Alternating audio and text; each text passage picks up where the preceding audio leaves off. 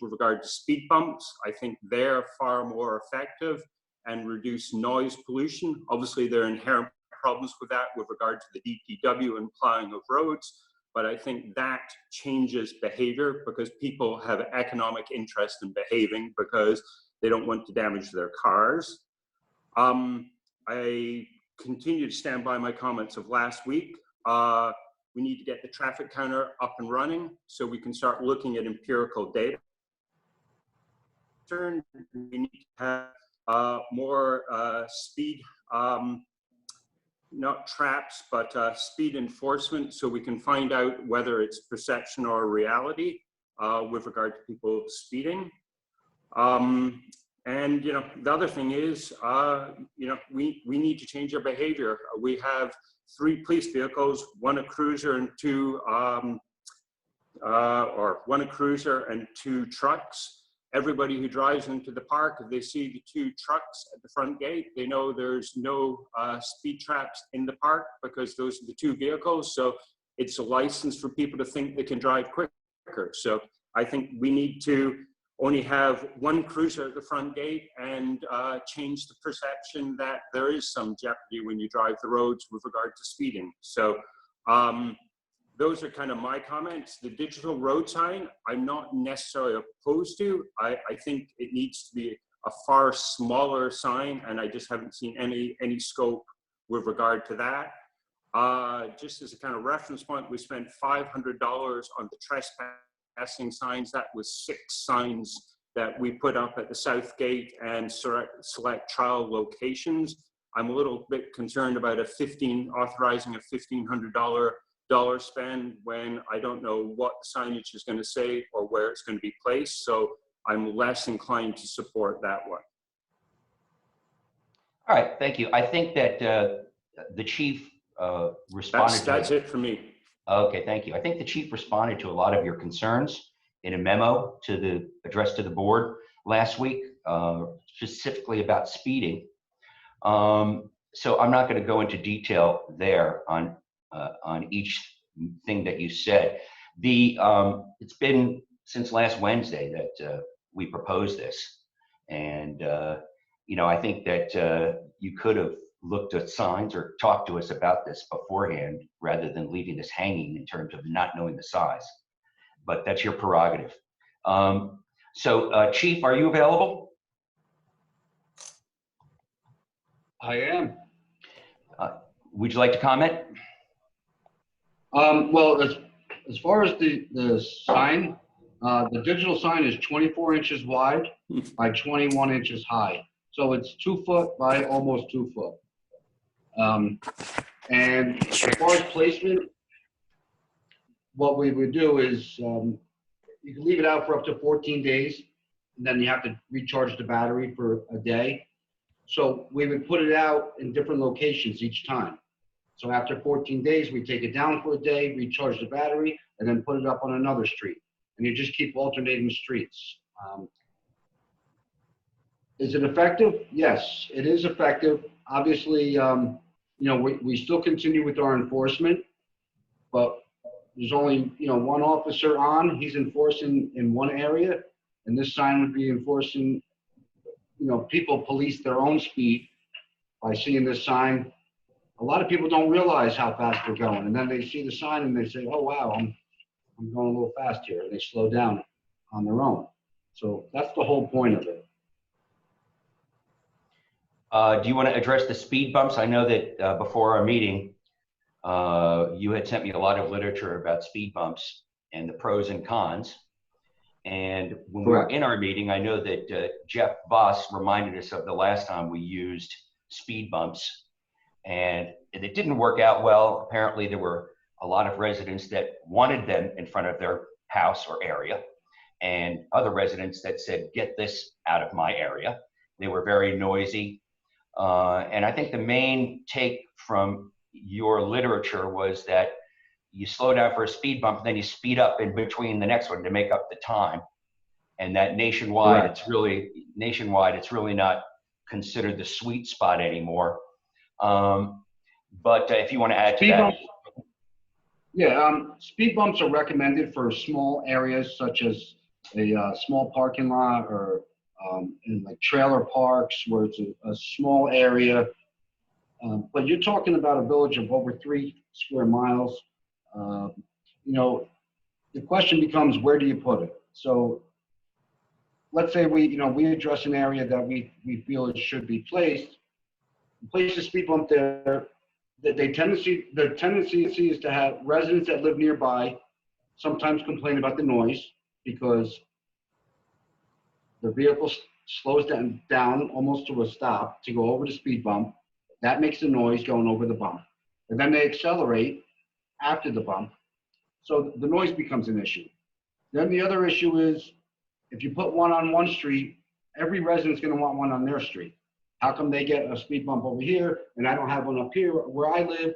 And then other residents might not want a speed bump near their house, and we decide to put one there. So it's a slippery slope when you start dealing with speed bumps.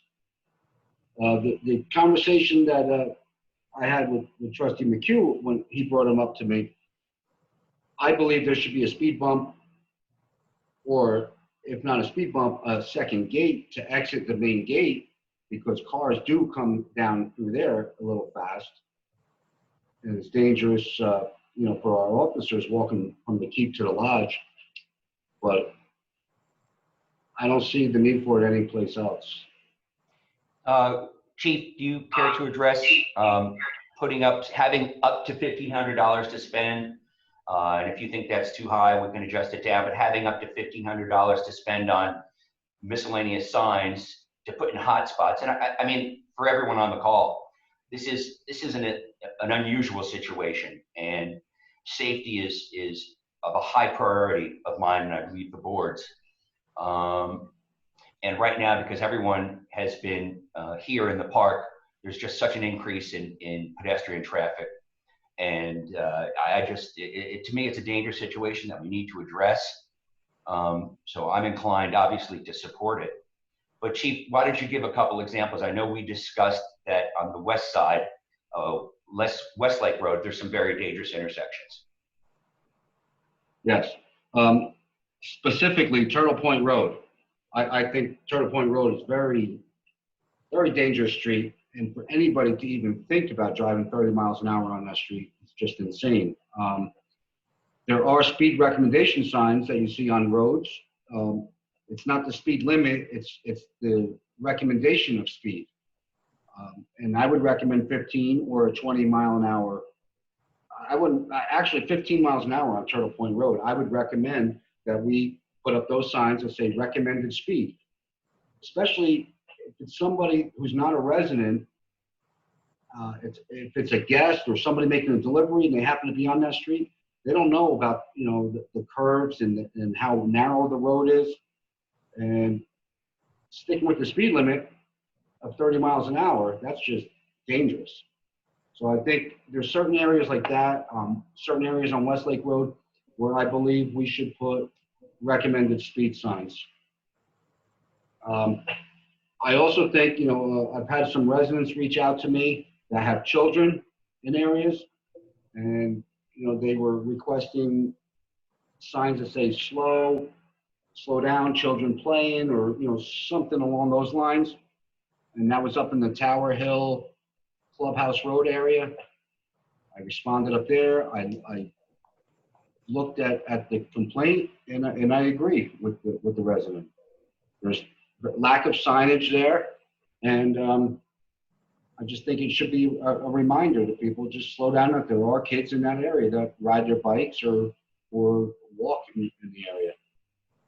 Yeah, and Chief, I think we agree that it takes two people to tango here. The vehicles are one side of it, and pedestrians and their own safety is on the other side. Last night, I was following a bicycle, and the bicycle rider had earbuds in and was driving from one lane to the other. Didn't know I was there.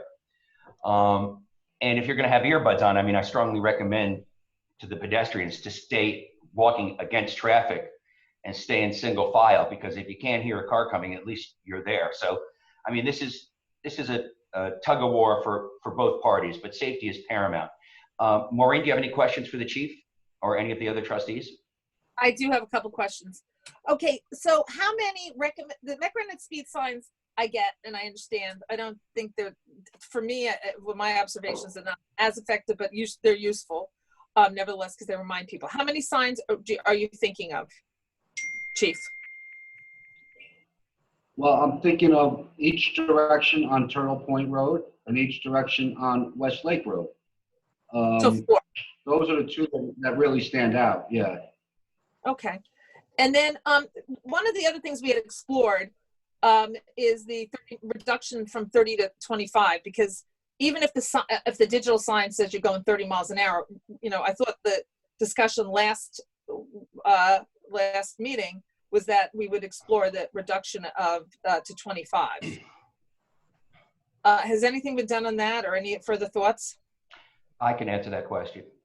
Yeah, I contacted, well, first of all, as you remember, Mr. Citron said that, you know, he believes there's a way to do this without going through the state and local laws.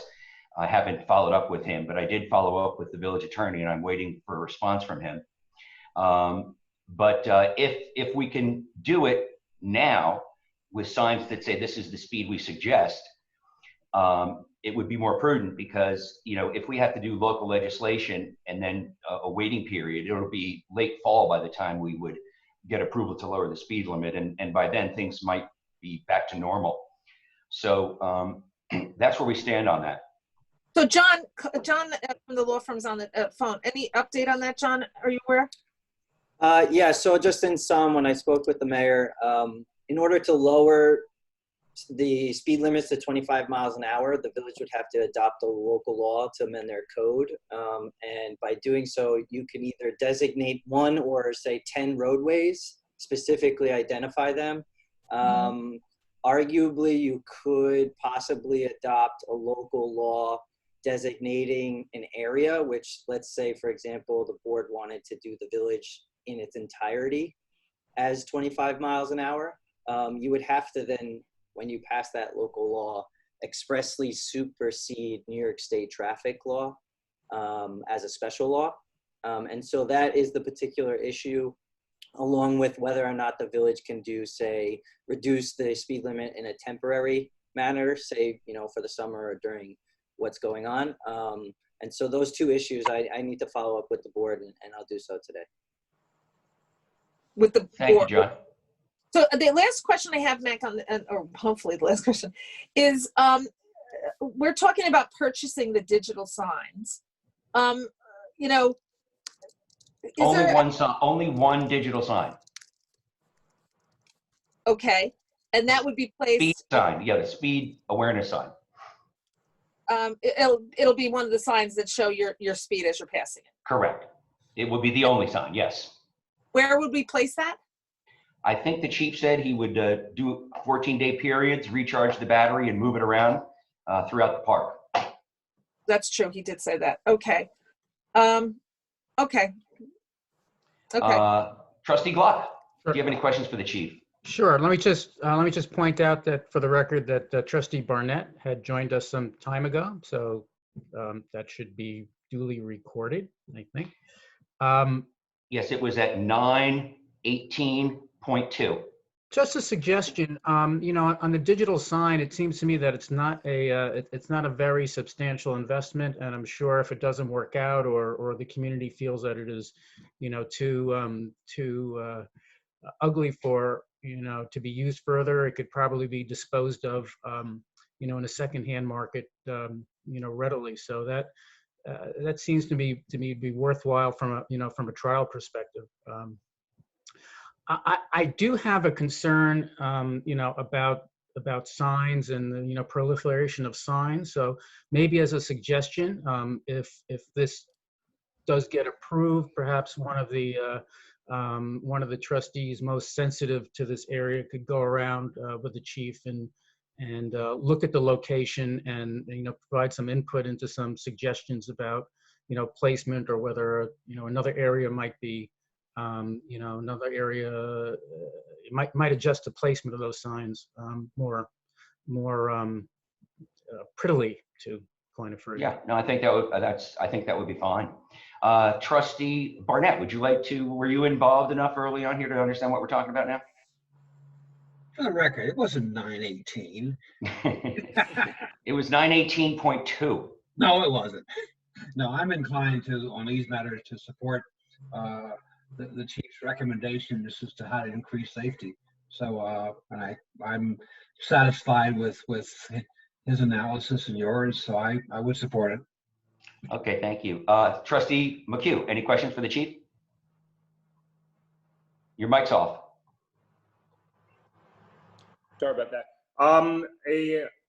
My view would be I would prefer, with regard to the digital road sign, my preference would be for the signage to be a 2x2 rather than a 4x4. I still don't know what that is. With regard to the signage, I would prefer we defer that. The chief give us examples of what the signage will look like, where the locations would be, then we can deal with it in short order.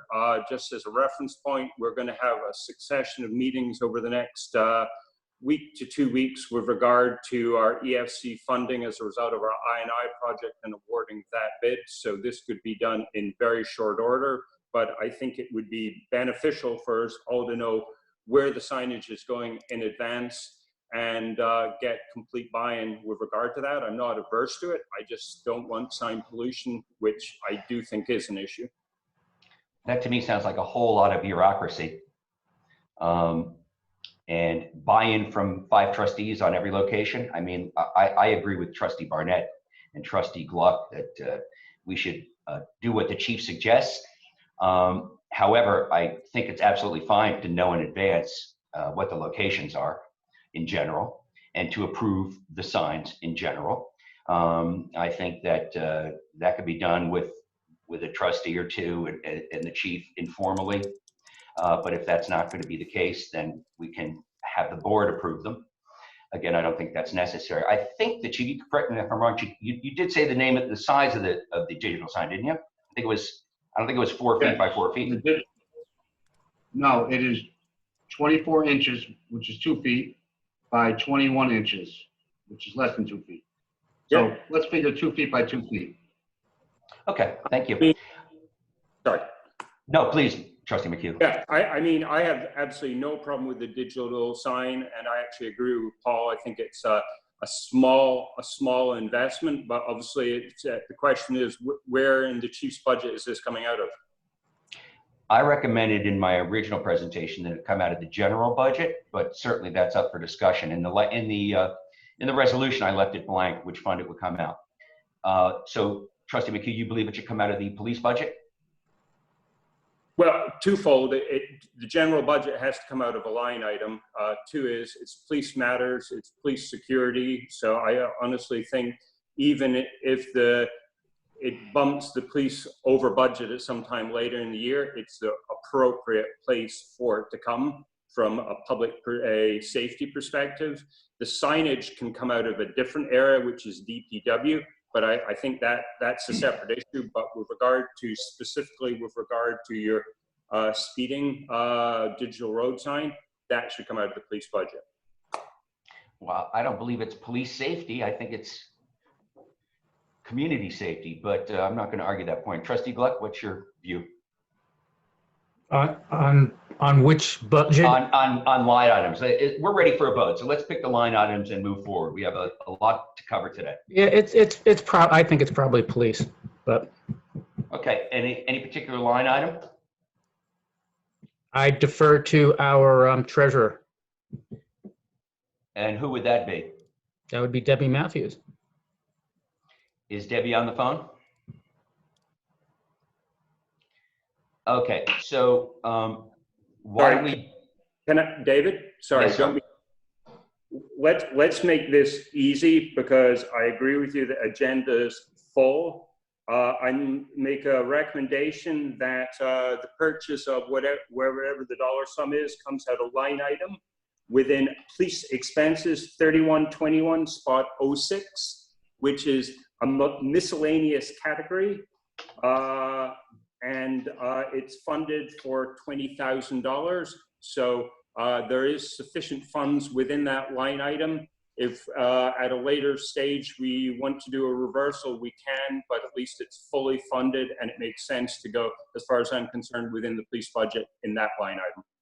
Agreed. Okay. I propose, be it resolved that this Board of Trustees approve the purchase of a driver speed feedback sign from the lowest bidder, Garden State Highway Products, Inc., at a cost of $2,975 for 1 unit and $110 in freight from line item 3121.06 in the police budget and miscellaneous. May I have a second?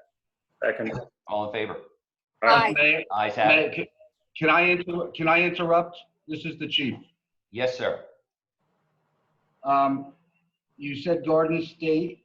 I believe, just give me 1 second here. So I did get a cheaper bid. Terrific. That's $2,795. $27.95. And who is it from? Correct, $2,795. I'm sorry? Who is it from? It's, the name of the company is Radar Sign. All right, hold on 1 second. Radar Signs. Mhm. I just received this quote. Terrific. You'll send it to me. I'm going to redo that and replace that resolution with this one. Be it resolved that this Board of Trustees approve the purchase of a driver speed feedback sign from the lowest bidder, Radar Signs Products, Inc. Oh, no, Radar Signs, at a cost of $27.95 for 1 unit. And I don't know the freight. Do you know if there's a freight on that, Chief? The freight is included. Okay. And from line item 3121.06 in the police budget miscellaneous. May I have a second? Okay. All in favor? Aye. There you go. Anyone else? Paul, want to vote? I said aye. Didn't hear it. Thank you, sir. Okay, the ayes have it. I'll move on now to the road signs. Be it resolved that this Board of Trustees approve the purchase up to $1,500 of new safety signs to be located at around the lakes at the discretion of the police chief and DPW superintendent, and review by the Board of Trustees. And what fund? Would you like the same fund, Chief? Oh, no, you wanted to do that out of the DPW fund, Alan. What, do you have a line item for me? Sorry, I don't want to do it at all. So that's the issue. Give me a second just to find the line item. Thank you.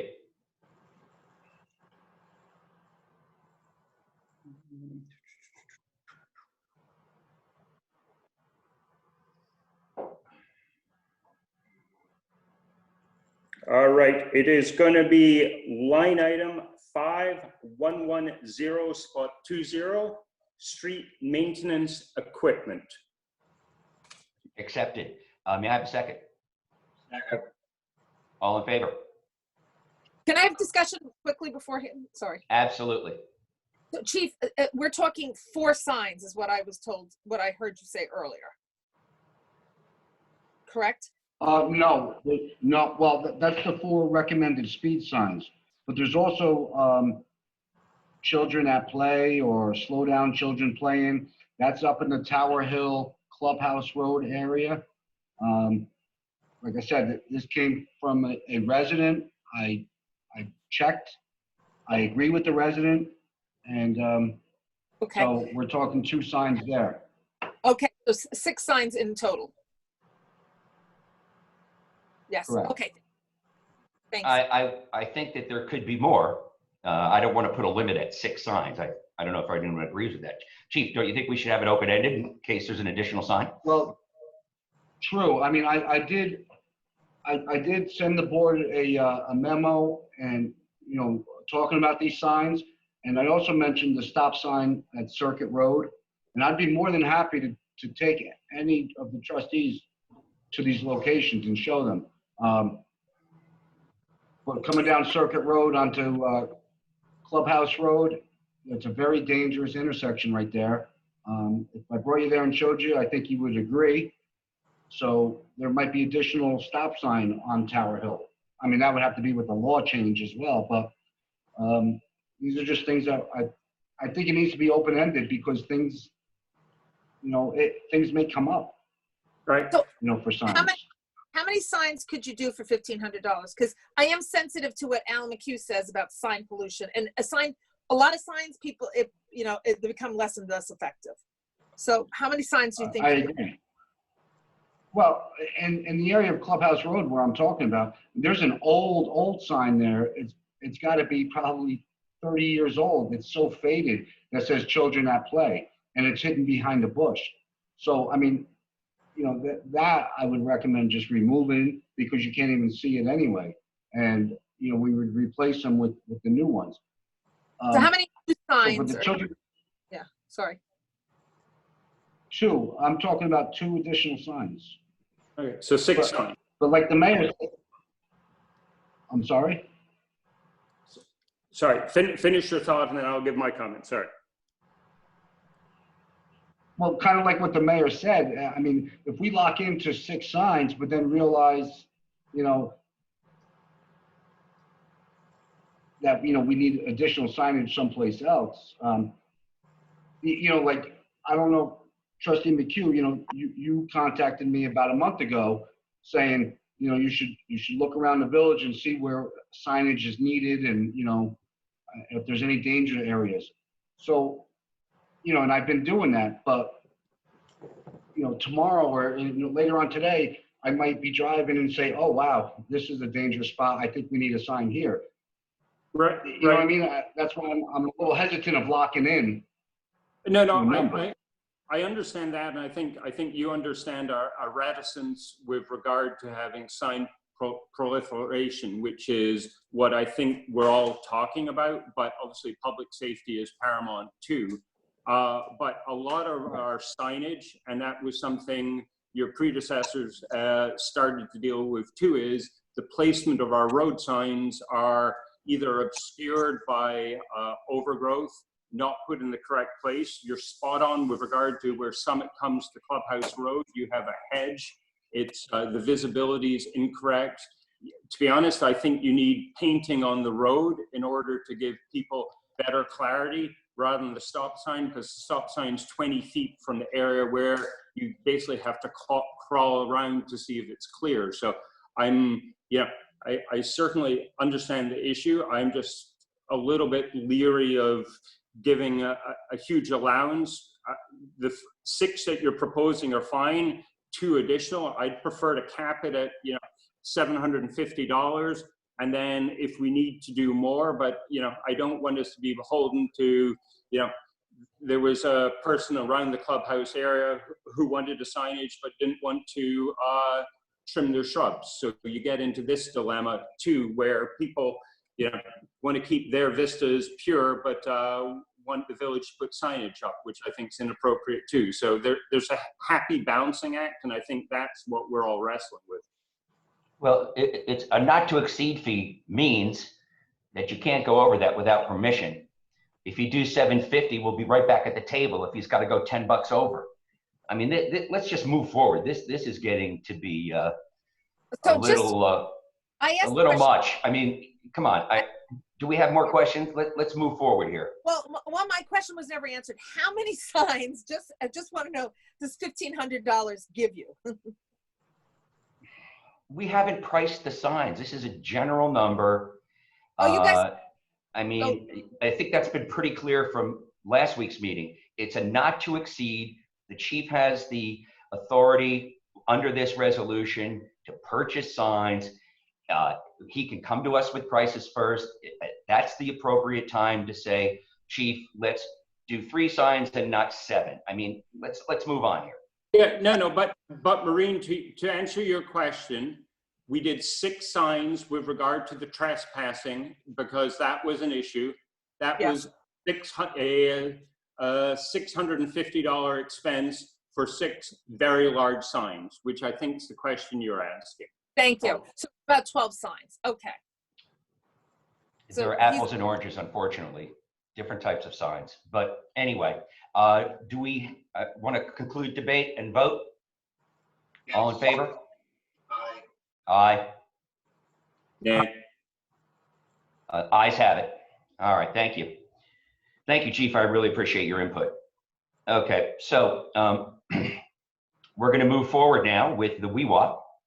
Paul and I have been working quite a bit since last Wednesday directly with the WeWa Beach Club leadership, including several Zoom meetings and a lot of drafts back and forth. Paul, I'll let you start out in terms of where you think we're at and where you're at in terms of your vote. Well, sure. So as the mayor pointed out, we have had a number of meetings and conversations with WeWa Beach Club representatives following, you know, the couple, I think, or 2 meetings at which the community participated extensively on their concerns and the benefits relating to opening the beach club this year. We are, I think, just about there in terms of an agreement with the WeWa Beach Club. It is predicated essentially on utilization of the North Gate. That's the entrance to our sewer plant for weekend use, associated with that being manned with a village police officer at the WeWa Beach Club expense. That is intended to address particularly the weekend traffic and safety concerns.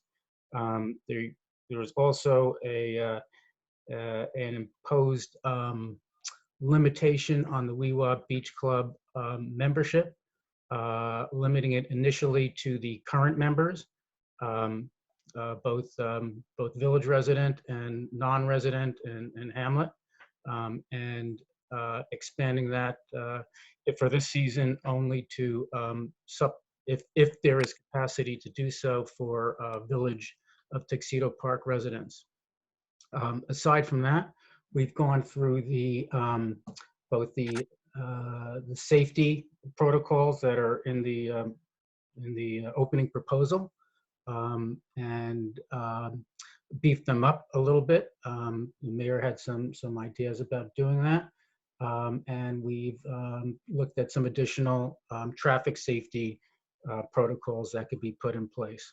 So all that is wrapped up in a license agreement that has been distributed to the board yesterday evening. There is I think a few essentially minor language changes that have to get tweaked in order to put that in place.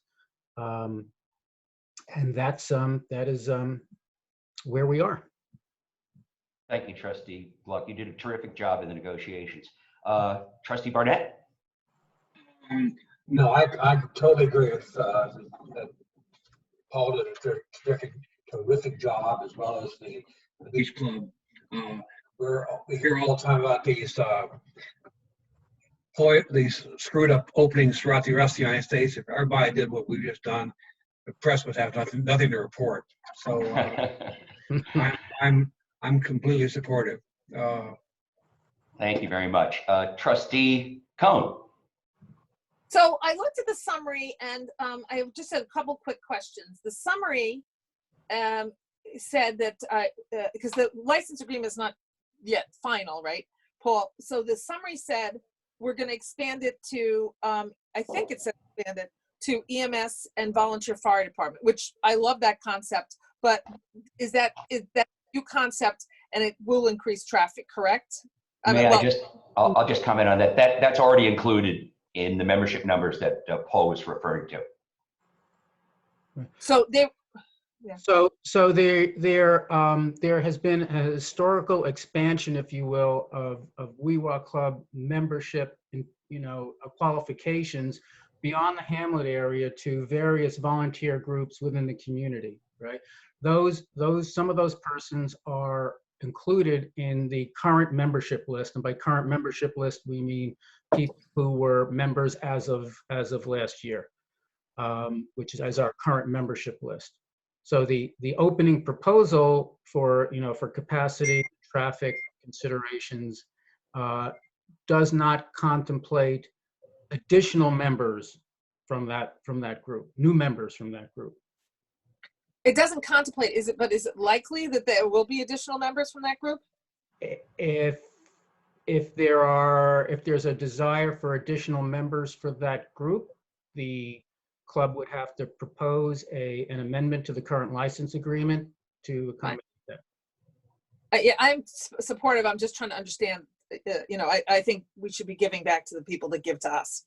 And then the summary talked about immediate family members.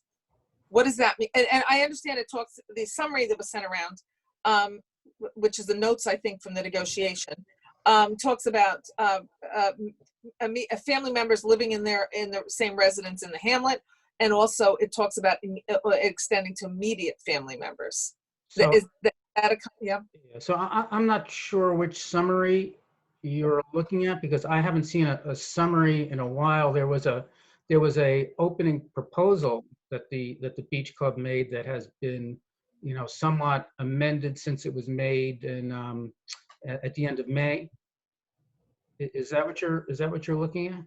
No, it's something that was sent out by MAC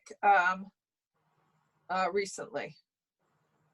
It was a redlined comments about, it was I think it was Understanding, it was called.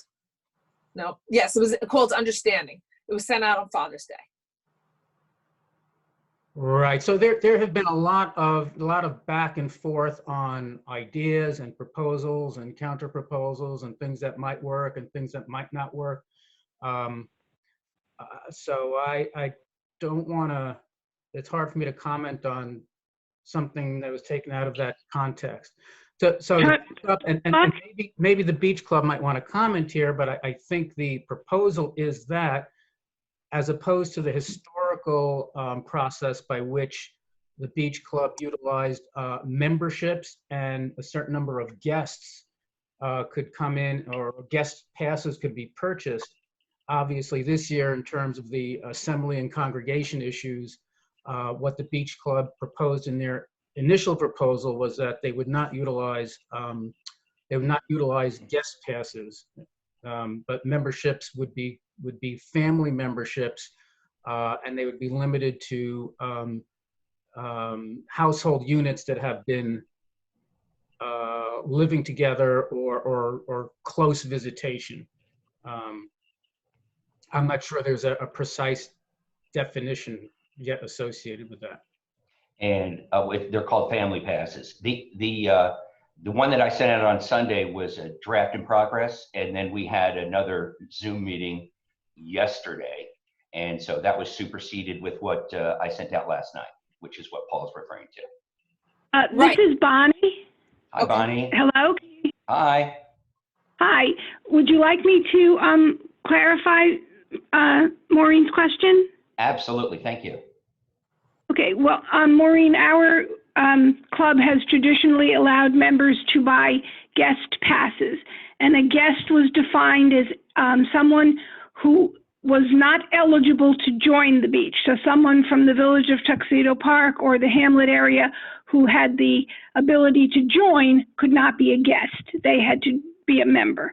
But if you had somebody from a different part of Tuxedo, a friend, maybe your child had a friend from Eagle Valley or whatever, if you had guest passes, you could bring that person and sign them in as your guest.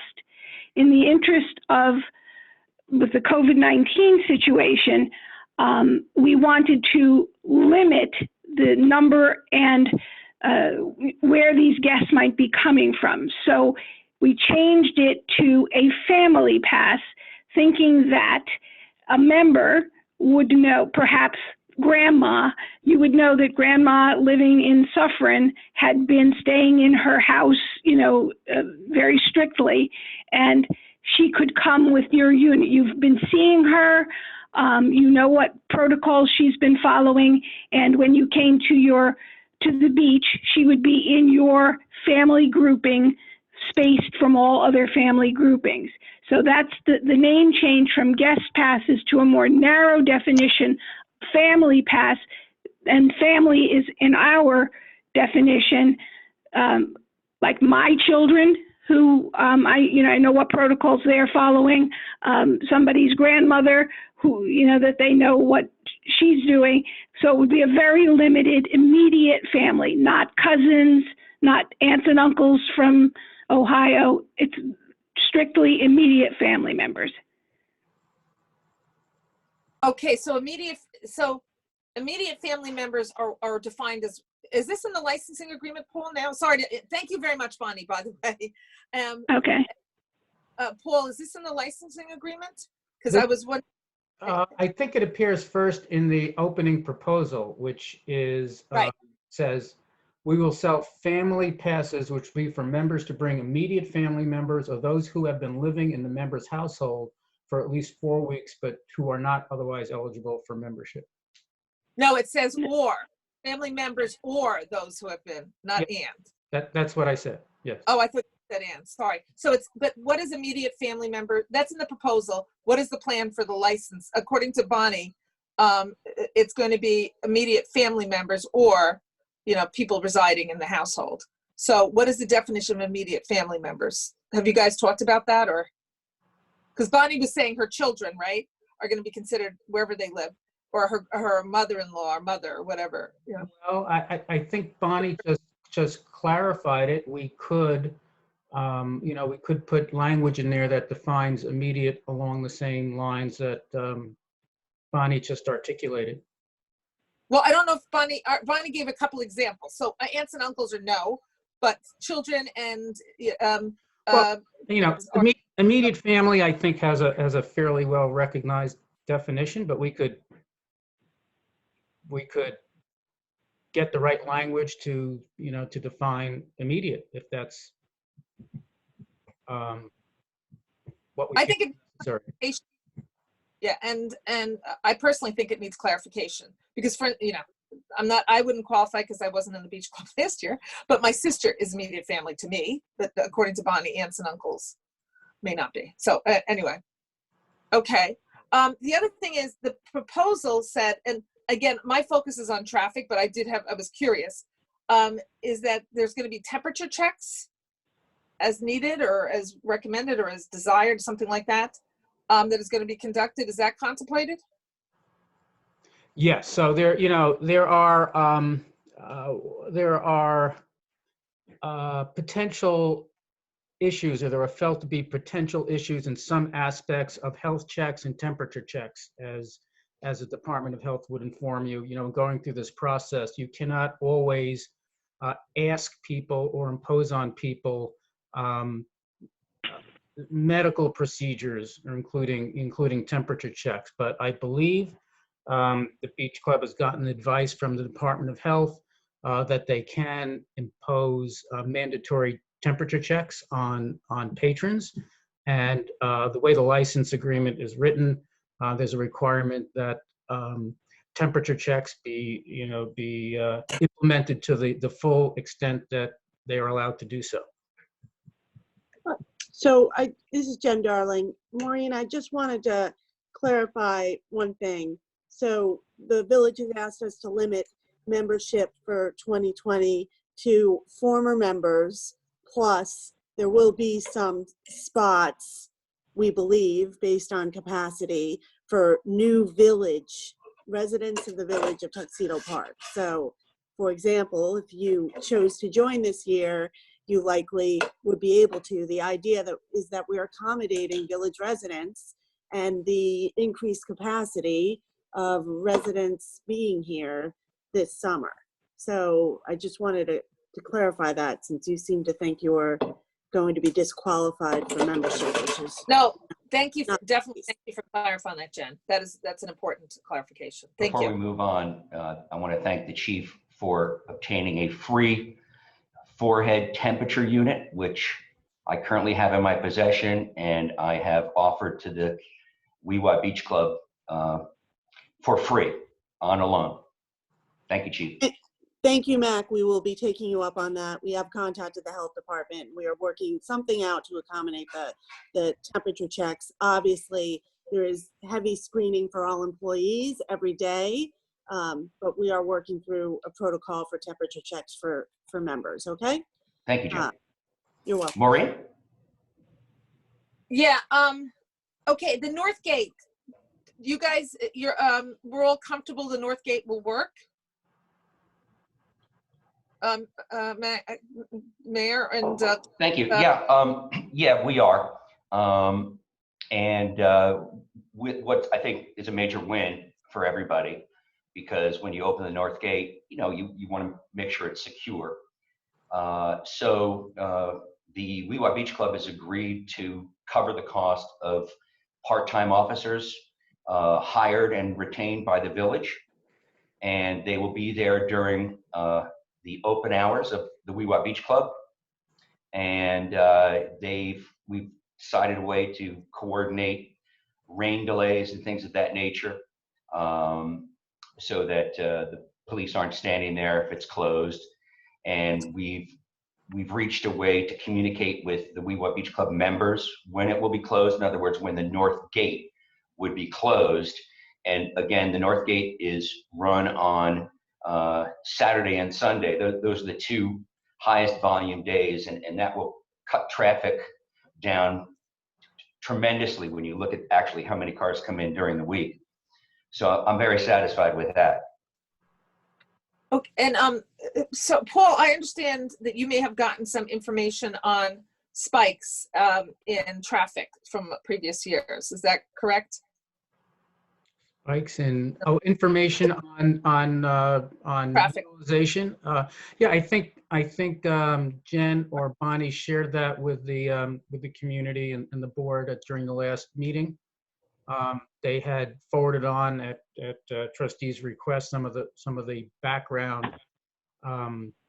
data that furnished in terms of how they got to those numbers. Okay. I don't think I saw those numbers because I think it wasn't forwarded to all trustees. But okay, and sorry. So Bonnie, Jen, could you review the sort of the average that you came up with? Well, the average was discussed last time, but it was more how you arrived at that average, which is what I was focused on.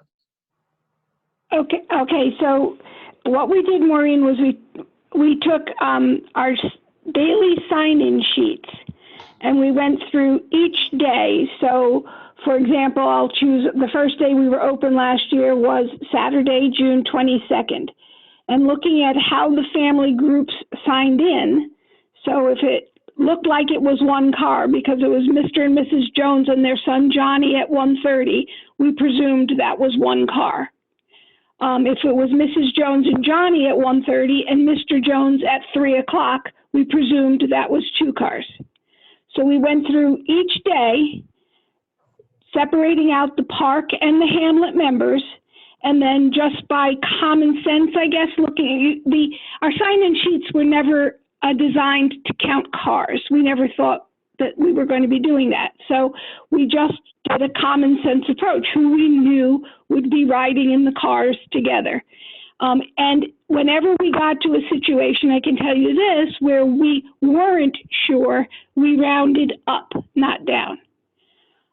So if we weren't sure if the family came in one or two cars, we counted it as two cars.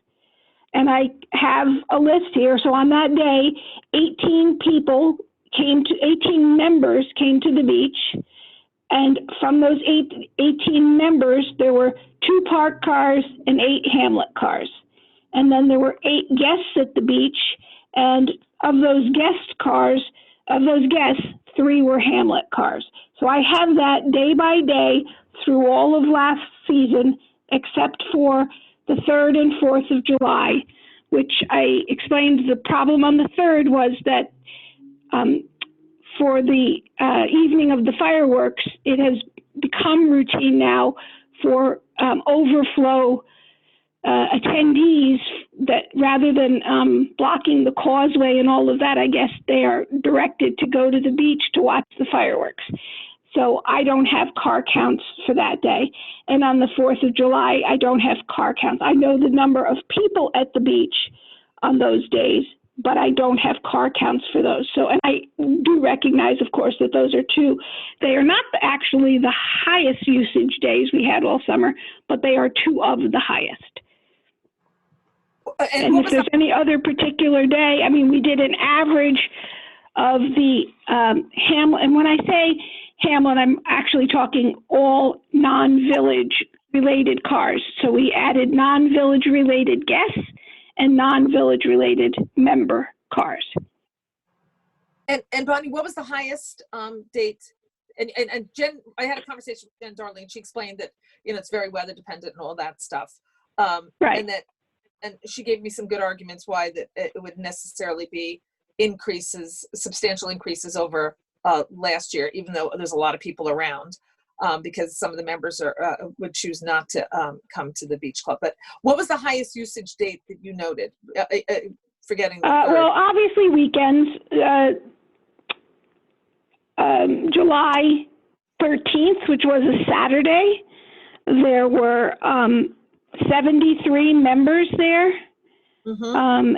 And of those, there a lot of them were. It was pretty well. It was 19 from the park, 19 cars from the park, 24 cars from the Hamlet on that day, and that was probably, other than the 4th, and then there were guests involved too, and that was probably our highest day. Saturday, July 20th was pretty high. There were 66 members there and 18 guests. And the park was 13 cars. Hamlet was 22 cars. Okay, it tapers off. I mean, we get to the fall. Of course, you know, I haven't gone back and recreated what the weather was like on all those days, but the next Saturday was 34 people there, 8 park, 18 Hamlet members. So, I mean, I have it all. It's done again to the best of our ability. Because. Mm-hmm. Yep, totally get that. Thank you, Bonnie. That's really, really useful information. Okay, you're welcome. Okay, Trustee McHugh. I just had one question with regard to what you sent out, the June 22nd agreement, which was with regard to parties and groups. Initially, we will not allow birthday parties and other group gatherings.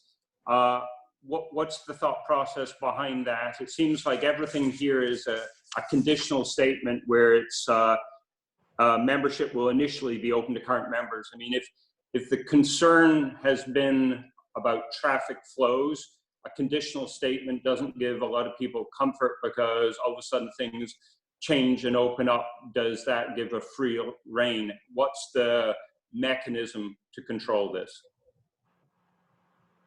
Paul? Yep. So I would say this. So there are a few documents involved here. One of them was the opening proposal, which is really based shortly after lakefronts were opened in New York State, and that was at the end of May, and there's been some changes to that. The real governing document, the document that will, well, there's actually two. So before the beach club opens, the beach club will have to adopt a set of rules and regulations that will lay the requirements out in a little bit more detail in terms of what the members can and can't do. That document obviously has to be consistent with the license agreement, which is something that would be signed fairly soon, and that would enable the beach club to go forward and do the things they need to do and make the commitments they need to make in order to open. So the idea is that there will be a set of rules and regulations that will be subject to the village approval before the beach club opens. Limitations on birthday parties and things of that nature, I think would go in those rules and regulations. They could go in the opening proposal if there's a desire to limit that further, at this point. But a lot of the guts of that are, again, in those rules and regulations. All right. So now my second one is with regard to what I think Bonnie or Jen was just referring to. Is I'm trying to decipher or understand the flow sheet in terms of number of cars at peak times. And I think what I just heard is the example was July 20th and 22nd, there were 76 cars I see on data sheet that you forwarded to me. Can we just drill down and look at resident cars versus beach club members who have tags versus guests? Just so if we look at a peak usage last year, how many were village residents? How many were non-village residents, Wewell Beach Club members? And how many were guests of, I don't know if you have the breakdown, if it was a guest of a village member of the village Wewell Beach Club or a non-village resident. Does somebody have that empirical data? I do. Okay. So what dates did you want? If you could give me your highest usage day last year, whatever that is, obviously excluding 4th of July, because I completely agree with you, Bonnie, that's an outlier and you can't really look at that. So let's just, whatever day last year had the highest usage. All right, it appears to me that it's Saturday, July 13th. There were 73 members at the beach, arriving in what looks to me 24, 34, 44, about 45 cars. No, 43 cars. And then there were a total of 67 guests on that day. And as I recall, that was a day that we had 3 birthday parties going on, or three parties. So a lot of people had, you know, if you're having a children's birthday party, you have children as your guests to come to your child's party. And then the next day. Bonnie, not to interrupt you, that's probably not a good day, because I think what we're talking about is if we're not going to have guests in the short term. I'm just trying to look at a typical high usage, which doesn't have any extraordinary events like birthday parties and or the 4th of July. What's like a normal usage on the high end of the spectrum? I'm not looking at the tail of the curve. I'm just looking at the meat of where 90% confidence is, where the parameters are. I'm not sure that Sorry. I'm not sure exactly what the answer to that question is. Are you looking for the most cars? What day we had the most cars, or what day we had the most people in attendance? Neither, because what you've given me is an outlier, being a day where there were 73 members and 67 guests and there were 3 birthday parties. I wouldn't say that's the norm. What I'm trying to understand is, and the data is hard to follow, is on a sunny day at the Wewell Beach Club on a weekend, what would be the high end of usage in terms of member usage, number of cars, and then the breakdown between village, hamlet, or East Village, and then guests. I'm just trying to get an order of magnitude. Maybe it would be helpful to Bonnie if you could tell her where you're going with this. Assuming you had the data, what's the decision point? The decision point to me is, if we're excluding the proposal you sent out yesterday evening, if we're excluding guests, if we're only having immediate family, how much traffic is actually being generated from non-village residents, which would justify using the north gate versus using the front gate? That's what I'm getting at. Well, Okay. I think, Bonnie, if I may, Yes. one of the ways that you hope to pay for the north gate is by bringing in new members from the village. And you mentioned that you believe there's going to be quite a number of new members. And so it's 6 of one, half does the other, you know, in terms of traffic. And we don't know whether the restrictions by the state are going to loosen up during the season. So I think establishing up front the use of the north gate is a win-win for both parties. And if it happens that there's a few less cars this year than last year, so be it. Makes it even safer. But you know, we're already allowing the non-residents to use the main gate Monday through Friday.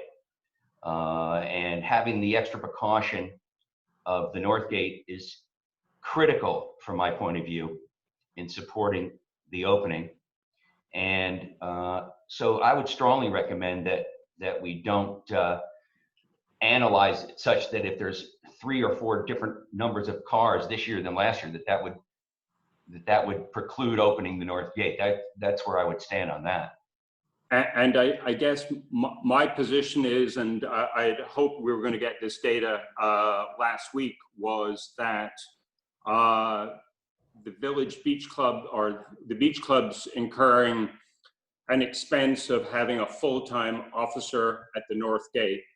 And if we're capping if the membership's been capped at last year's number, which I believe you said, Bonnie, was 140 last year, 2019? I think just below 140, and 138, 139. Right, and it's kind of 50-50 split, correct? It's pretty evenly split, yes. So what I was trying to drill down on was how many actual cars are involved from non-village residents, because if new residents want to become a member of the Weewha Beach Club, it's a win for the beach club, it's additional revenue. But where I'm a little bit lost at is the only thing I think we should be concerned about is non-village cars, how many cars actually will be coming into the park. And I just see it could be an unnecessary expense to put on the beach club to pay for. Okay, well, maybe I do have the answer to that because I did a second sheet.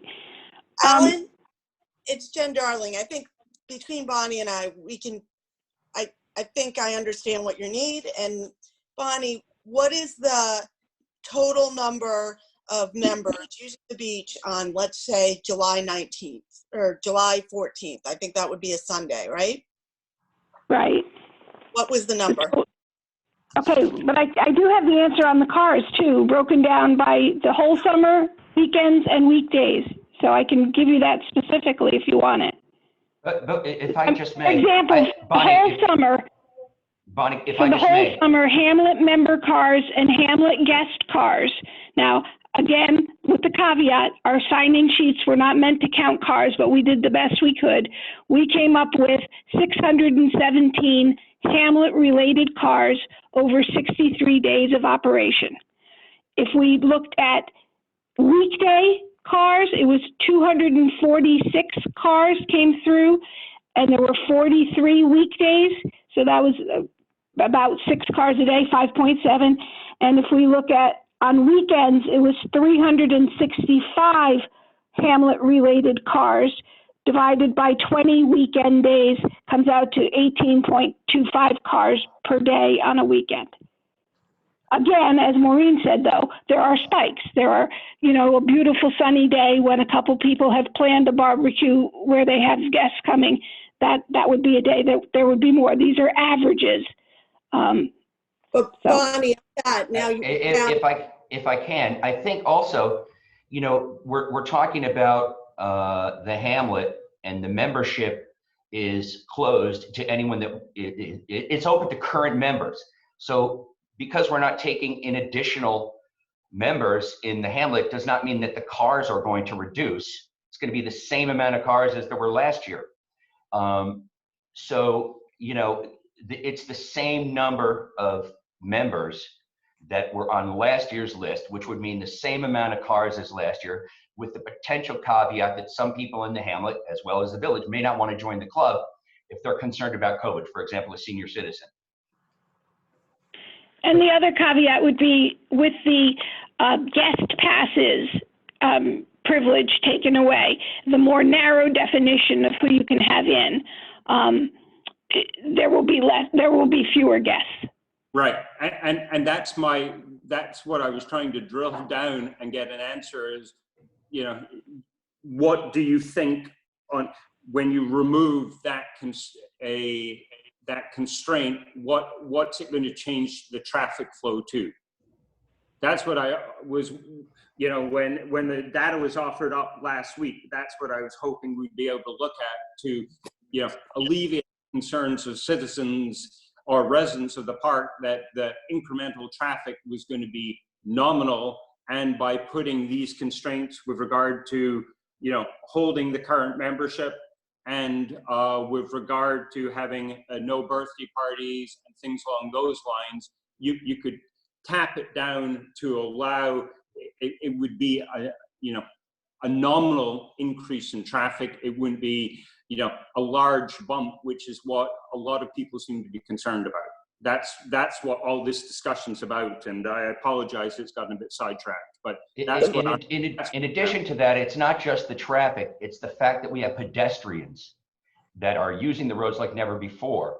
A single car less through the north gate is better than having all the cars on Tuxedo Road. I just have one, I agree with that. So, I'm sorry. Yeah. So there is a bit of a trade-off here, and I think, and I'm not sure this has come out, you know, in the forefront as much as it maybe it should have in the last discussion. There is some risk in the Northgate proposal, in the sense that the Weewha Beach Club will have to not only obtain new members, but probably have to fundraise in order to fund that as well. So that is, you know, that is an additional obligation that will have to, you know, that will have to be met in order for the, you know, the Northgate proposal to become operational. And I just had, to that point, Paul, I had a couple questions with regard to the Hagelin agreement. Does it preclude us from doing that? Do you know, or David, do you know, since you've been involved? I do. Yeah, I do. The Hagelin agreement, they were going to be parking trucks in and around the Northgate area, was approved by the DEC through a communication between John Ledwith and the DEC representative, who is the one that gives our inspections. And the concern at that time was that as long as the construction materials that were spread around the area from the dam construction were removed, that there was no issue. Sorry, so I'm talking not on a DEC matter, I'm talking on Hagelin storing expensive telecommunication equipment there, and it's meant to be a secure location. Does us granting a right of passage for traffic to go to and from public access through that, is that precluded in the Hagelin agreement? No. All right, then and by the way, I mean, I think, you know, you raised a good point. I mean, I think that the having a full-time office, not a full-time actually, it's two part-time officers, becomes more important. We've already discussed with the Beach Club leadership how we will handle members, guests, by using a membership list and then requiring driver's licenses from people that are not on the list that claim to be guests, because we don't want the power of abuse. So we, you know, I'm pretty comfortable that we've worked out quite a few details that will enhance the experience at the North Gate. All right, now my next question's with regard to insurance liability, which is, it's not a road, it's through a sewer plant, and all of a sudden we're making it a road or a corridor for the Weewha Beach Club to gain access into the village. What if something untoward happens? Does the village's insurance policy allow us to do that? Or will we have to get a rider on that insurance policy with regard to protections? I mean, we're going by a chlorinated building, then we're going through two open sewer trenches where we're treating raw sewage. And obviously, yeah, there's a reason why it was fenced in. What are the appropriate protections that need to be put in place? What I'm recommending to all Weewha Beach Club members is to wear complete frog suits, so that when they drive through the sewer, they're protected and they can actually scuba dive in there if they'd like to. The way you're describing it is just, it just doesn't cut the reality. It is a road. It is a road. It doesn't drive through the sewer. And when you and I were talking about putting the village office there, you didn't seem to have a problem with traffic going through the north gate. Sorry. Let's just be clear. The first building when you enter through the north gate is, on your left-hand side, is a chlorinator building. It is what it is. The next is an open tube baths where sewage is treated. My concern is that something untoward does not happen, that people get out of the car, look at it, somebody falls in or something like that. Nothing more nor less than that. I'm not trying to be alarmist. I'm just wanting to make sure that the proper protections are put in place with regard to that. I just, that's the issue there. I think that, for many, many years, our own DPW has driven by that. What is our liability risks here? And Wait a minute. We got a police officer on duty to supervise that. What if somebody drowns? Because what if What are the liability protections here? Are you seriously concerned that somebody's been drowned in front of a police officer? I think that is really overblown. But I think that we have asked, wait, just a second. Just a second. That adds not $1 to the village coffers, and you're our fiduciaries, and you're poo-pooing the risk of liability. One lawsuit, and we're bankrupt. What's wrong with you? And what's your name? Richard Farley. Sorry, just to be clear, Richard, you're talking about drowning in the Weewa Lake. We're talking about the egress and ingress from the. I'm talking about all kinds of liability. Okay, there's a fist fight down there. Hold on a second. There's a fist fight down there. Hold on a second. There's a fist fight down there. We got to send our cops. Somebody doesn't like the chokehold. Next thing you know, we have a lawsuit. This doesn't add $1 to our coffers, increases traffic, and exposes us to liability. Now, we've had this beach club going on since 1930. We've had the beach club going on since 1930, and you've been a resident for 6 months. All right, you've been a resident for 6 months. We've had this going on 100 years, and your concerns are noted. Your concerns are noted. Your concerns are noted. Thank you. Doesn't mean your concerns are noted. Thank you. This is not a public comment period. Thank you. Well, I know when election day is.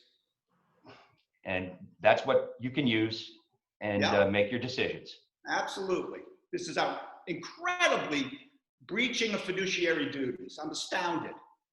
Noted. Okay, Trustee McHugh?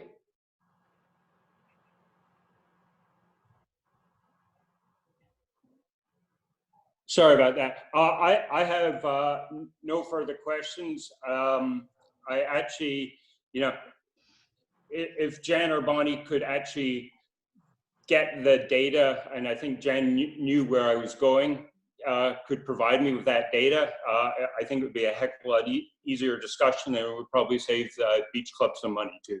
So, Alan, give me 2 minutes. Bonnie, last weekend in July, can you please, let's use the last Saturday in July, assuming it didn't rain, which you'll know immediately by the number. Can you give Alan the total members, total guest number? Then we'll drill down, Alan. Thank you. Okay, thank you, Alan. I mean, I do agree. We want to be cautious with the North Gate. I appreciate your comments. I'm going to speak a little bit about it. One of the things that the Beach Club had to do is develop a COVID plan for New York State, as well as Orange County Department of Health, and that has to be approved by the Orange County Department of Health has to approve it. It's about a 15-page document, which I'm happy to post on the village website, and it shows extensive mitigation, covering everything from changing in locker rooms to the use of restrooms to the use of picnic tables. One example would be that people are only allowed to sit at the picnic table if they're an immediate family. There's masks and social distancing required. 10 feet apart is where the Weewa Beach Club is going to require, which is a little bit more stringent. And there's going to be testing, sanitizers available, and parking will be spread out more than normal. And there's literally 50 to 75 responses. And I think that the Weewa Beach Club has done a terrific job of mitigating these issues. And in many cases, going beyond that. One thing I think we're all aware of and that we all like is the COVID-19 monitor. It's a full-time position for someone over 21, and they're going to be charged with a lot of the duties. And one of my concerns was tracing, and I think that that's been addressed as well. I'll address that. Basically, I had 3 issues. One was tracing, and in terms of tracing, they are going to have a COVID contact tracer as a member of the beach club, which is a terrific mitigation. And I was also concerned about traffic, obviously, and we've addressed those concerns with the North Gate.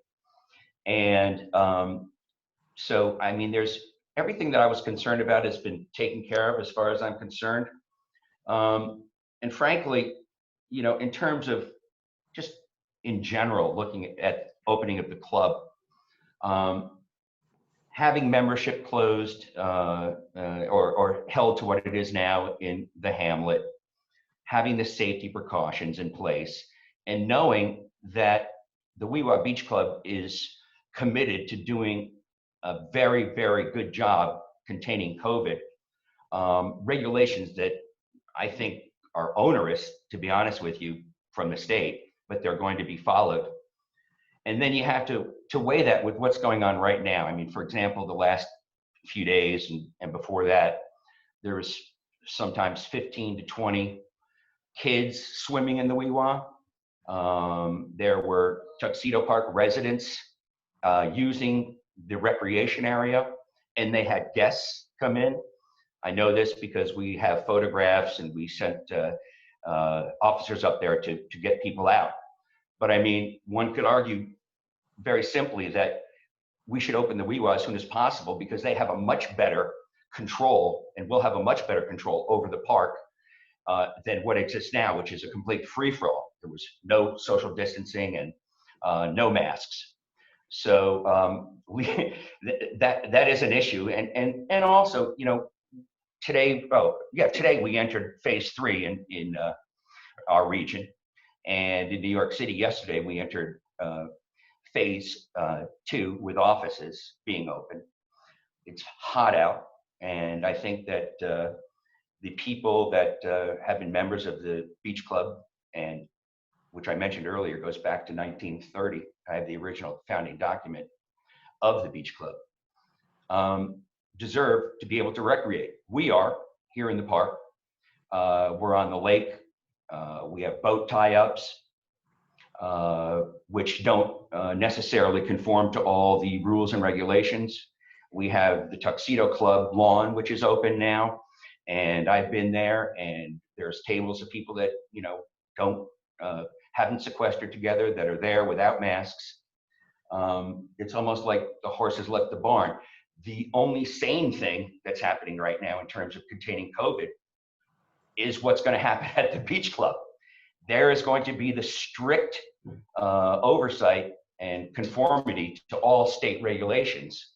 And I think I'm hard pressed to find out, to come up with a reason why it shouldn't open and why it actually could actually be beneficial to the park, because it will be controlled versus what we have right now, which is a free-for-all over at the Weewa.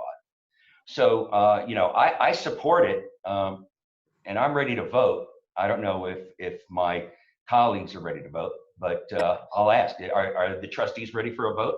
Before we do, Mac, I think we need to address one point that was raised, and I'm going to ask Paul, which is that there is insurance. there is liability insurance stated in the license agreement. And I know, Paul, if you want to mention that, the insurance. Sure, sure. So the village, there are requirements for levels of insurance, you know, and with respect to swimming areas, I think there's a statutory cap on how much insurance you can have. The village maintains its insurance at that level. The beach club maintains its insurance at that level. And so with the beach club there, in effect, while it is operational, it in effect doubles our insurance because we have both our insurance and the beach club insurance to depend on. Not my area of expertise. I understand. Excuse me, sir, I'm speaking, and when there's a public comment period, you are free to speak as well. With respect to COVID issues, I think not my area of expertise, but my understanding is that's a bit of a free-for-all right now. It'll probably take years for that litigation to wind out in terms of, you know, who is responsible for what, you know, if anything. Generally speaking, when we've had conversations with our insurer about what we need to do or not to do around the village in terms of public safety, the answer is you just be reasonable. If you look, as the mayor pointed out, if you look at our risk profile of what the Wewott Beach currently looks like, it's not very comforting. You know, there are people down there, you know, throughout the day, in the early evening, overlapping with what would normally be the hours of operation of the beach club. So it's still fundamentally our responsibility when the beach club is not operating. But whatever hours of operation they are operating, seems to me is a much better and more controlled environment. So I just want to add one other thing to the mayor's comments, and we've been talking about, you know, safety and the burdens and all of that. But fundamentally, you know, in my mind, what this does is provides a service to the community, to the residents of Tuxedo Park. This is not being done, you know, out of largesse or accommodation, to provide a service, a facility to our residents that would not otherwise be there if we didn't open, or to many of our residents who don't otherwise have access to, you know, other areas. Fundamentally, you know, the theory, as I understand it, behind opening beaches early than other areas in New York State was so that people in a community would not have to go outside the community and visit other places and then come back in. So that, you know, is one other aspect from a public interest point of view that I think underscores some benefit to our village. I hope I answered. Paul, if I know it's not a public comment, it's Jen Darling. I can directly answer Alan and Maureen's question if you give me 1 second to do so. So Alan, on 7/27, a Saturday, 8 village member cars, 1 village guest car. Hamlet, 18 member cars, 6 guest cars.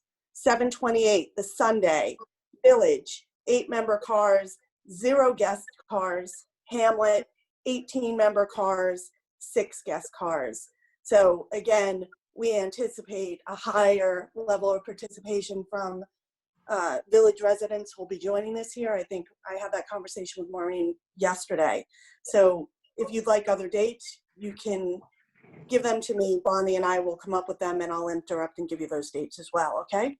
All right, so just for my clarification, basically what we're doing is, my understanding from the kind of nebulous agreement that's being worked on right now is that there's going to be no guest passes, so that 18 should be a high-end number, or should be a pretty constant number for non-village members coming into the park and using the facility. Is that fair?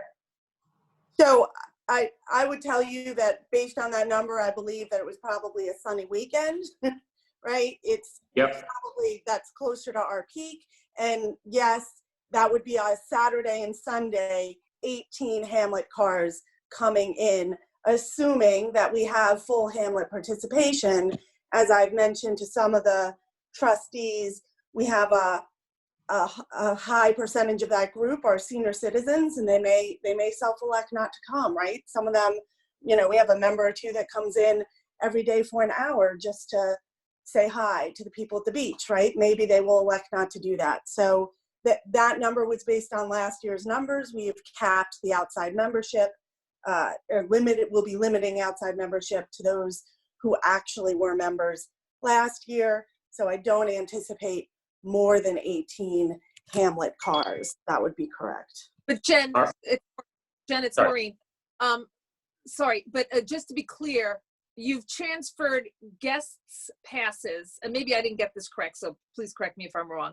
That you've eliminated guest passes, but amongst those guest passes in the past were immediate family members that did not live in the hamlet, were part of the guest passes. So you're keeping the immediate family. Sorry? The answer to that is yes, but you know, the idea here is that if grandma lives a half an hour away and you know what grandma was doing, could she come and see her grandkids in an outdoor environment, right? The answer is we think that you should be able to do that. In some of those cases, grandma's going to go to their house first and drive in together, right? Because they don't want to take two cars. I don't have a magic crystal ball. We're just trying to give you based on the data that we had last year, right? And I wanted to be clear that I do have that data. It's just, you know. Okay. It's not perfect. No, I appreciate that. What I'm just trying to do is make sure Alan understands sort of the balance there, that he can't just say there's no guest cars anymore, because some of them probably will be immediate family members. That's there'll be a guest car too, but again, balanced against that is our belief that we have senior citizens that may elect out this year. Because they can't play checkers or chess at a picnic table right now, right? That's not going to be permitted. This is a strict COVID-19 environment, and we need to be able to service the community to let them swim without endangering anybody to the best of our ability. So yeah, get that. I have another just final point or question from me. Alan, did you want to finish? Did you have something else? I apologize. No, I guess my point is I'm, you know, given how the structure of this contract's being drafted and it's been moved along with regard to, you know, precluding parties, and, you know, I'd want that hammered down. It wouldn't be initially, it would be for this license term or this year. If we dealt with the guest issue and with the party issue, then I think, you know, 18 or 20 cars, as far as I'm concerned, is entirely manageable. When you figure, you know, 800 cars are coming through the park, I'm personally far more concerned about one, opening up the north gate. I just see that as problematic, and I'm not sure for 18 or 20 cars, you know, the Weewa Beach Club should be saddled with that cost when I'm not really sure it's, you know, the threat to public safety of 18 more cars when we have between 800 and 1,200 cars coming through the park on a daily basis is particularly legitimate. That would be my 2 cents on that. Okay, trustees, any further questions or just comments? I apologize, just one point. Jen, you had said that you're going to be opening, it's frozen, or Jen or Bonnie, I apologize, or Paul. It's going to be frozen, and last year's members, no guests, immediate families, going to be considered part of the previous membership. And then you're going to open it up to more, you know, to allow village residents, if more village residents want to join. But I thought I heard a caveat on, you know, to a certain number of village residents. You know, what I would hope that everybody considers is that if the village residents' demand exceeds the sort of numbers that you were anticipating with Paul and the mayor, that you consider, and I know this is sort of a hardship, so I apologize for saying it, but you know, we are responsible for the Village of Tuxedo Park's residents. But so I would say that you might want to consider allowing the village residents to be part of the club and maybe cutting back on the immediate family members if it got to that point. And I don't know what kind of concepts you guys were thinking about in sizes. So I would just ask you to consider that, because it would be unfortunate if some village residents didn't get to partake if they wanted to. So, Mayor, Maureen, Mayor, this is Stuart McGregor. I know it's not the comment period. I think I could make a relevant point in 10 seconds that might help here. I'm a resident of the Village of Tuxedo Park. I've been a member, and my family's been a member since 1936 when it was formed by members of my family. But quite frankly, we spend every summer here, and we have a number of guests that come all the time. The Beach Club has done an excellent job, as has this board and trustees, in making sure that we work out something that protects us from COVID. We can't take our guests to the Beach Club this summer. So we're residents of the village, been members for many years, but effectively, if we have friends come down from Dutchess County or come out from the city, we're precluded from bringing them to the beach. So that is, we're going to have to do something else. So in terms of the usage of it, I don't think it's going to be as great as last year, because this is one of the biggest selling points that we have here, and it's not to be used. And then I have a question, just so that I know before this whole thing ends, is, and you coined this as the Weewa Park, so that it could be used by residents in off-season. And I've been here for 2 weeks. My wife and I, we just finished a quarantine, just to be safe, but I have driven around the park. I love to do that. And for the last 5 times I've gone by the Weewa, there have been cars there. There have been people using the play area. There have been people sitting at the tables. There have been people swimming. I know you have the pictures of it. So I just question what seems to be, death by a by 1,000. What is it? Death by 1,000 cuts. Death by 1,000 cuts. For the club. I just the other day, I was driving on East Lake Road on West Lake Road, and came along back on East Lake Road, and I was passed by a car with New Jersey plates, I assume coming from the golf club to the club. So I know the traffic is a big issue here, but when you look at the ratio of the cars, I wonder what the real issue is. But I don't see a need for the North Gate, but that's up to the Weewa Beach Club Board of Members. Thank you very much for letting me speak. I really appreciate it. Thank you for your comments. I'll try and sum it up if I can, if the trustees feel that they've had their questions answered. Okay, so I mean, basically, look, the 2 issues are traffic safety and COVID safety. And each of us had our own little area of concern in both regards. And I think that listening to the trustees, with the exception of the North Gate issue, I think people feel comfortable that their questions have been answered satisfactorily. And, this is a very bizarre time right now with COVID and what we're all going through, and mental health is very important. And I've mentioned safety. And the Weewa Beach Club has been used here since 1936 formally. Correct. And hundreds of village residents have used it and enjoyed it. When my kids were young, I used it, had a great time. And I feel that since we've covered every topic satisfactorily, that it would be inappropriate to prevent people in the park from using the Weewa Beach Club. And so that's why I'm supporting it. Do the trustees care to vote?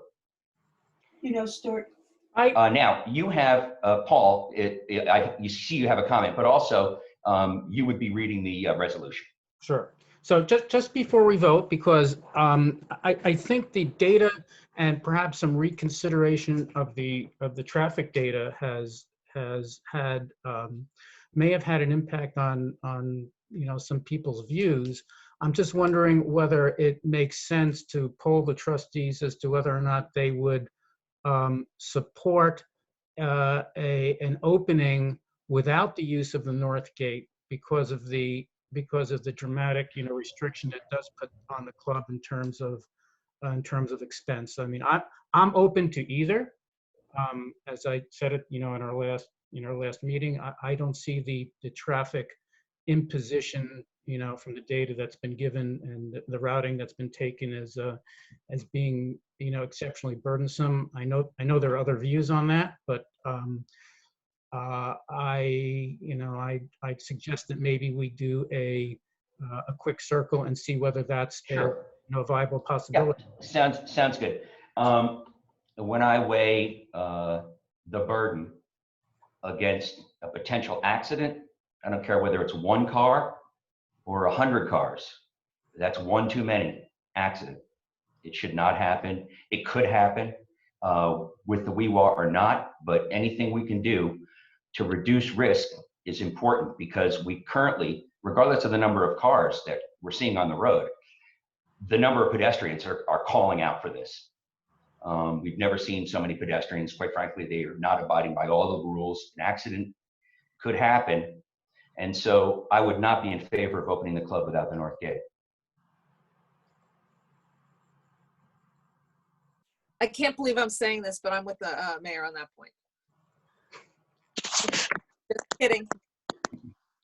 I am. I need you later too, so.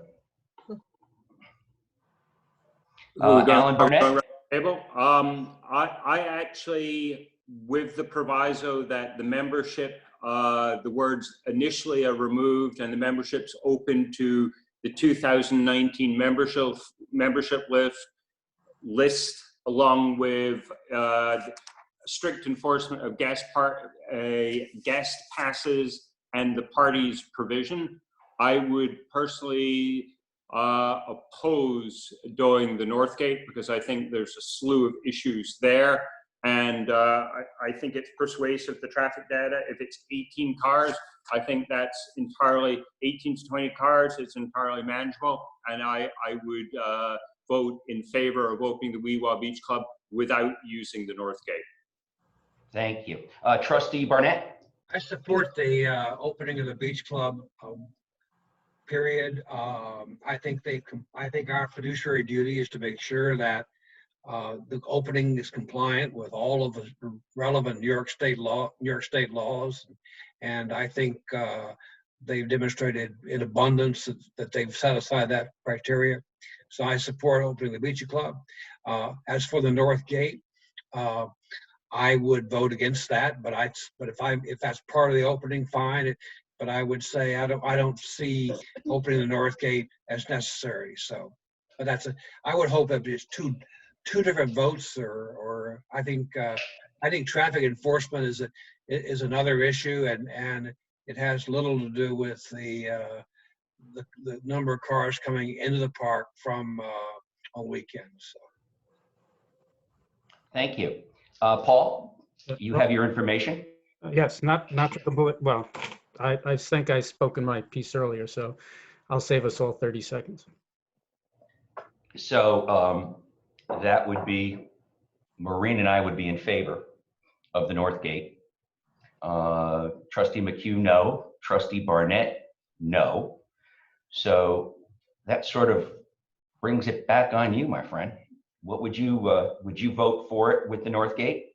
Oh, I'm sorry. So what I said earlier and what I said at our last meeting was these numbers which were articulated at our last meeting as well do not seem to me to be a significant additional burden in terms of traffic. They are relatively light, and all of what we do is really a trade-off of benefits and burdens. You have to find a way that works best for most of the population. Keeping safety, obviously, safety and keeping people safe is paramount. I just don't see the lightening of the load by that number of cars, particularly given the pattern the traffic would have as being significant in terms of the, potential burden it might have in terms of the way the club would have to operate. So I'm in favor of opening without the mandatory use of the North Gate on weekends. Okay, all right. No, I respect everyone's views, but you have the votes for the club.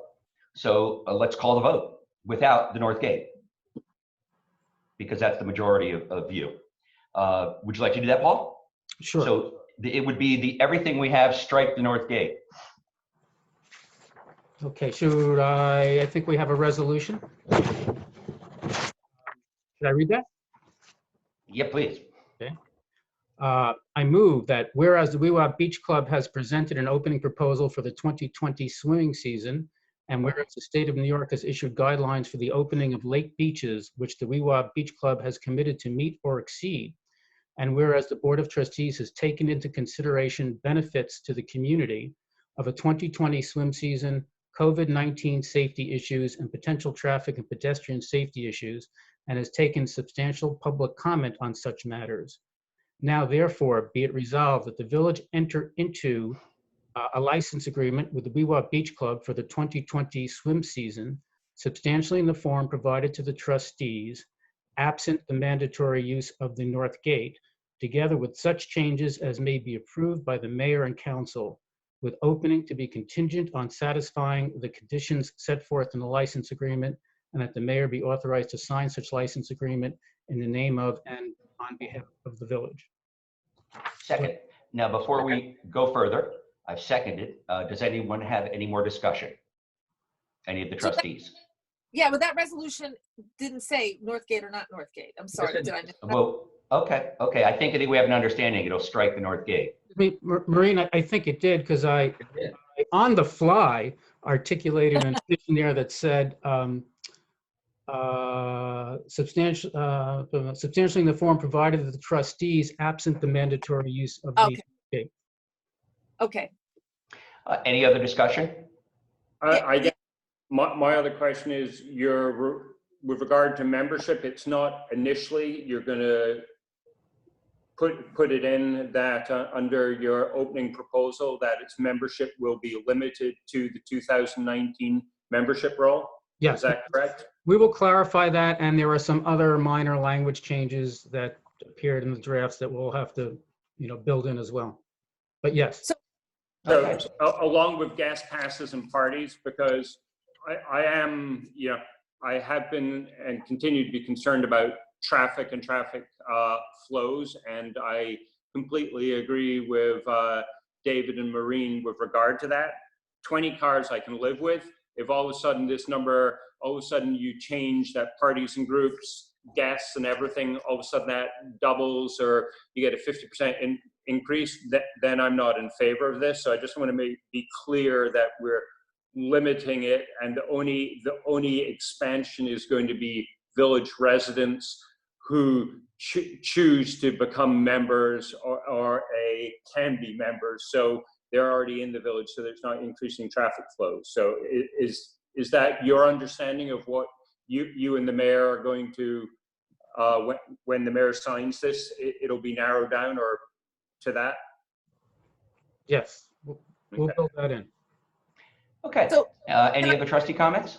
Yes, I just implore the other trustees to consider that, we are fiduciaries of the village, and there has been a lot of people walking around the Weewah area, and the Weewah Beach Club has agreed to use the North Gate. So 20 cars, 25 cars, that's a lot of cars, but the concern is there's a lot of people. And if there's an agreement sort of struck right now that says we'd use the North Gate, I would ask the trustees to consider what's the best interest of the village residents walking around the Weewah in terms of use of North Gate. Right. But to be clear, so I'm going to, before we call the roll, I'll go around one more time. I think Maureen makes a good point. Trustee Gluck, any comments? Sure. Would you reconsider? That is a fair point, and we reach our individual conclusions on that. But our license agreement is built in such a way so that if there is a conclusion reasonably reached on the part of the Board of Trustees that there is a, you know, a danger to public health or safety. You know, there are, we could impose further conditions, but you know, that's something, that's a conclusion we'd have to reach down the road, and you know, on some sort of, you know, rational basis. Okay, Trustee Barnett, would you reconsider the North Gate? You know what?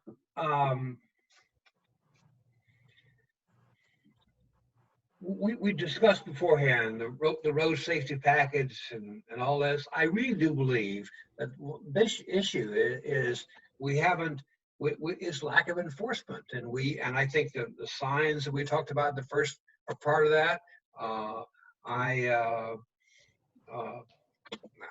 think that if I were doing if I were as an alternative, I would consider having an extra patrolman paid for by the Weewha Beach Club patrolling part of the hours of.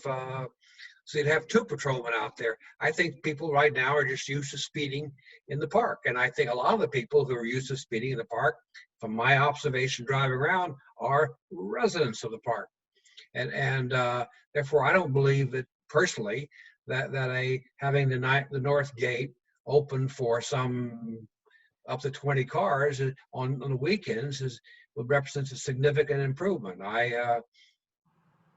But I'm amenable either way. I will vote for this resolution with the North Gate, and I will vote for the resolution without the North Gate. I prefer without the North Gate. Why didn't you take a position, damn it? All right, Trustee McHugh.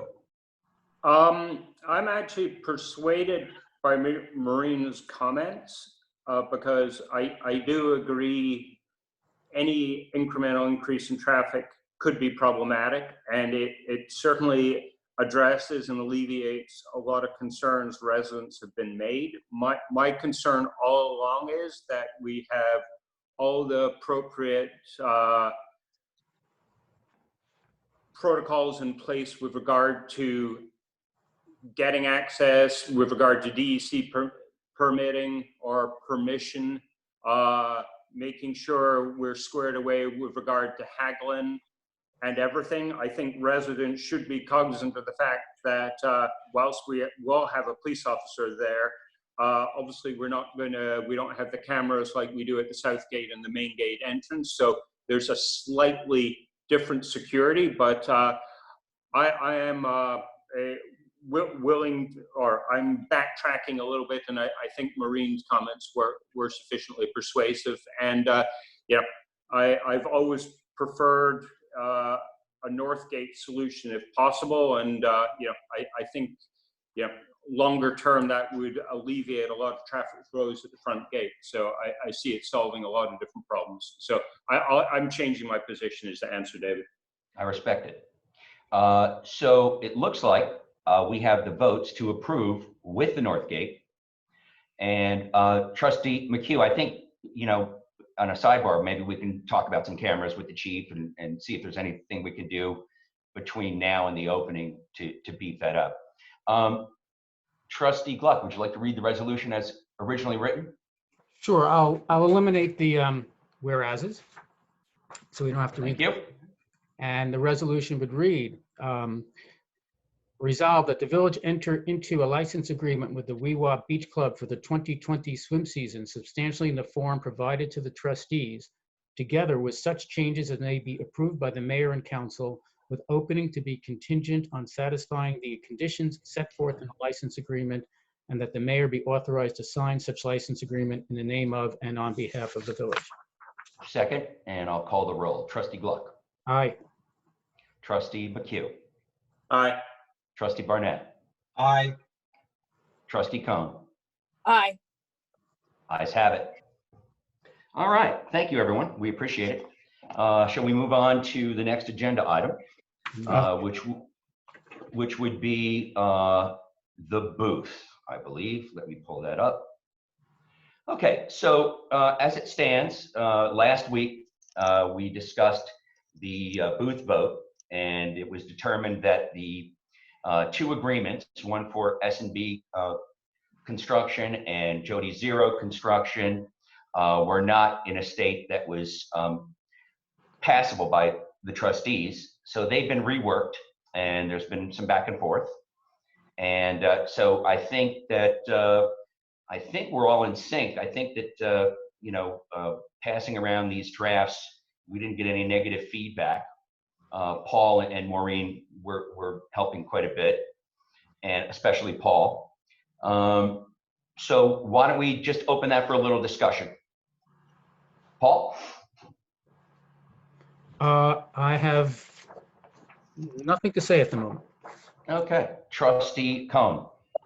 So I'm ready to sign off on it. But however, I do want to ask two questions. One is of the chief, and one is of Trustee McHugh. Chief, you had said in your discussion of safety when we had it earlier in the meeting that the idea that Trustee McHugh was discussing or promoting about having a separate lane for residents and a separate lane for not, anybody that's not a resident or have a tag, I should say, that would enhance the safety in the village. Did I get you? Did I understand? I think he was referring to a speed bump on the exit. No, I thought he was. Chief, you're muted. I think, there you go, Chief. What is your question? So I thought you had said on this call, but I know you've said in other calls that the concept of a separate lane for residents and a separate lane for tag holders and non-tag holders.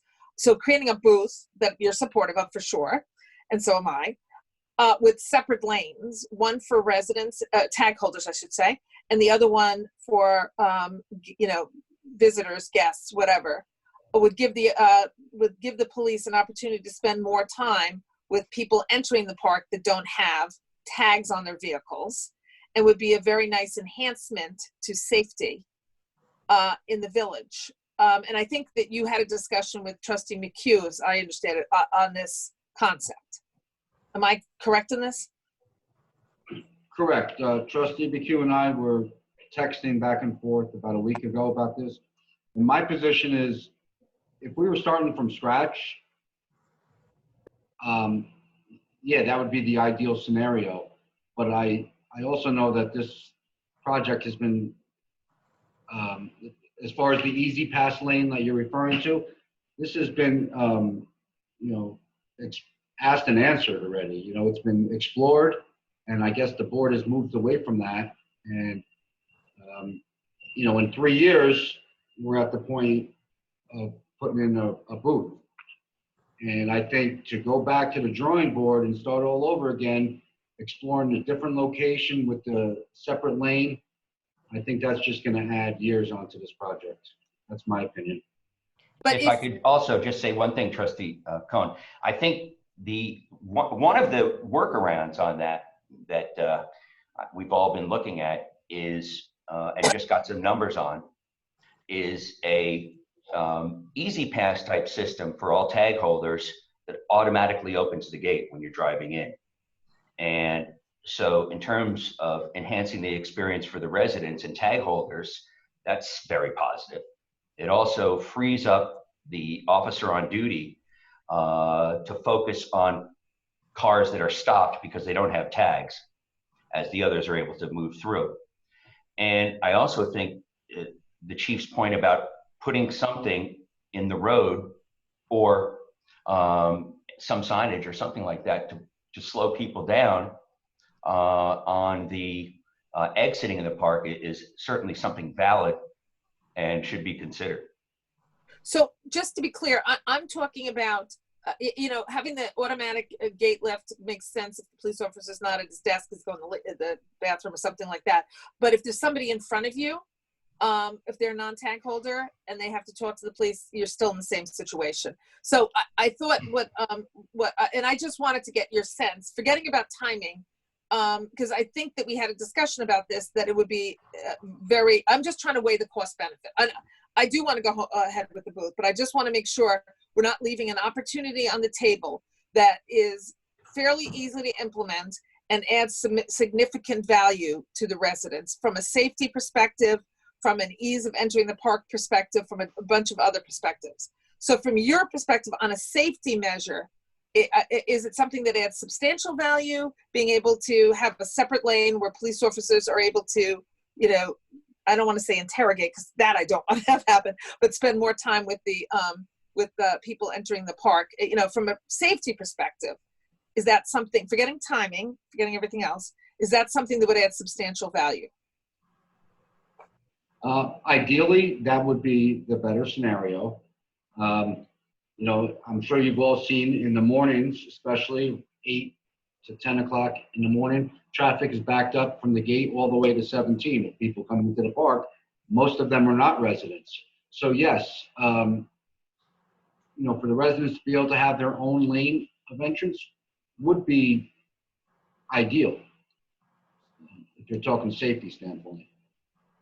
Thank you, Chief.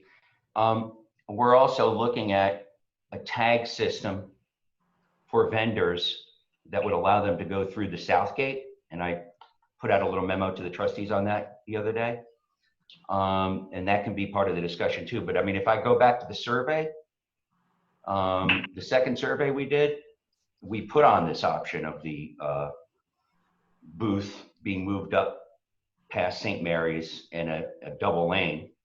And the cost was something like a minimum of $500,000. And it was not voted on by the public as the #1 choice, which I think makes a lot of sense for the village. You know, we have a tight budget, and the majority of this, other than $16,000, is donated.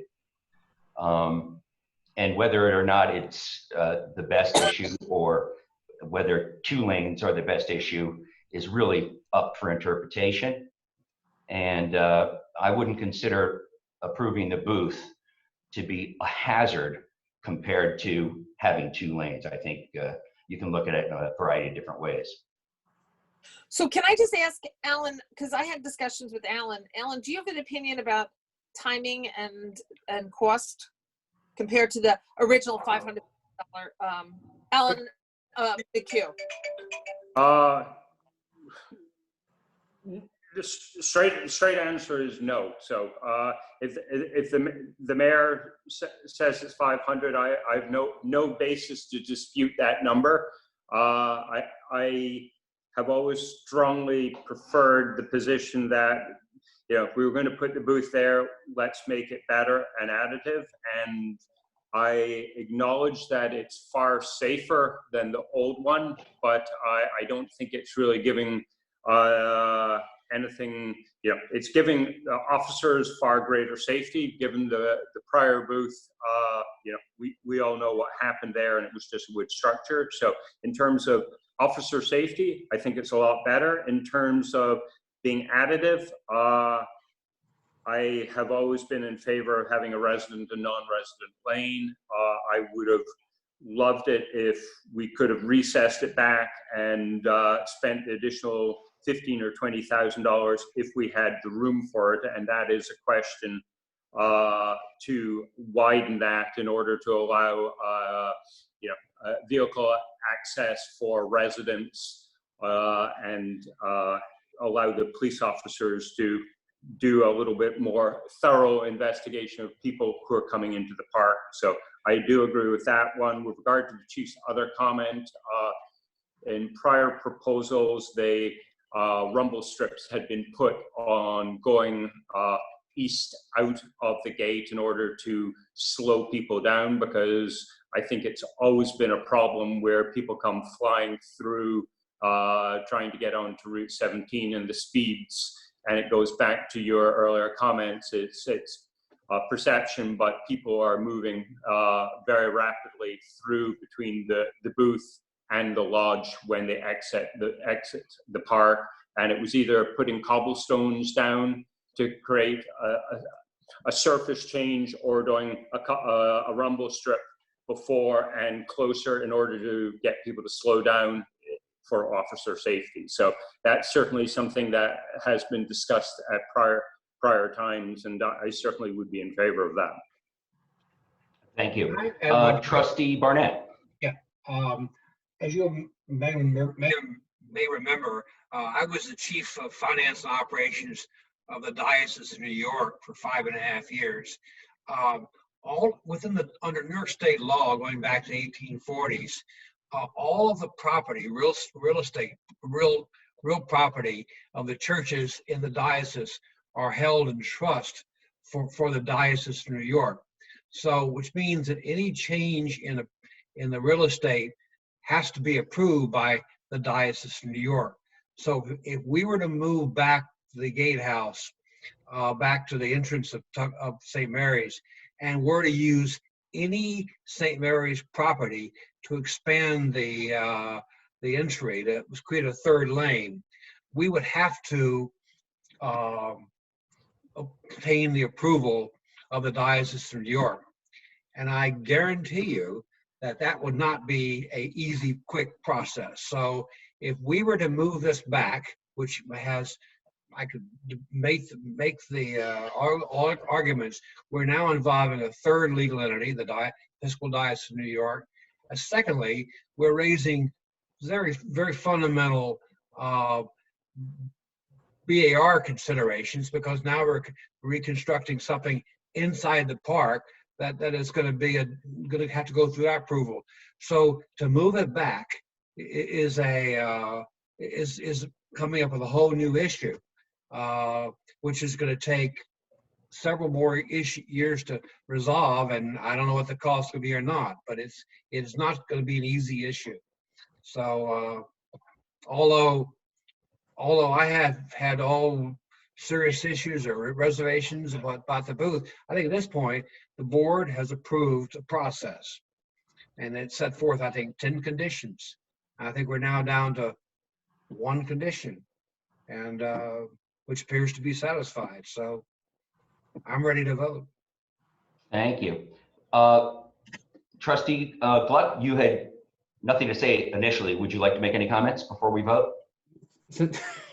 Sure. So just to pick up on what Alan had said, Barnett had said at the conclusion, we're coming on to nigh to a year after this project was first voted down and then approved with a number of conditions, and I think there are 14 of them actually. And in retrospect, I think those conditions have added a lot of value to what we wound up with.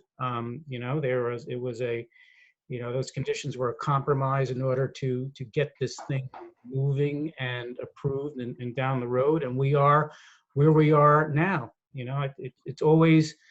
It's never a bad idea to stop and reassess and think, are we in the right place? But you do kind of wonder whether is that the time to do that, at this point.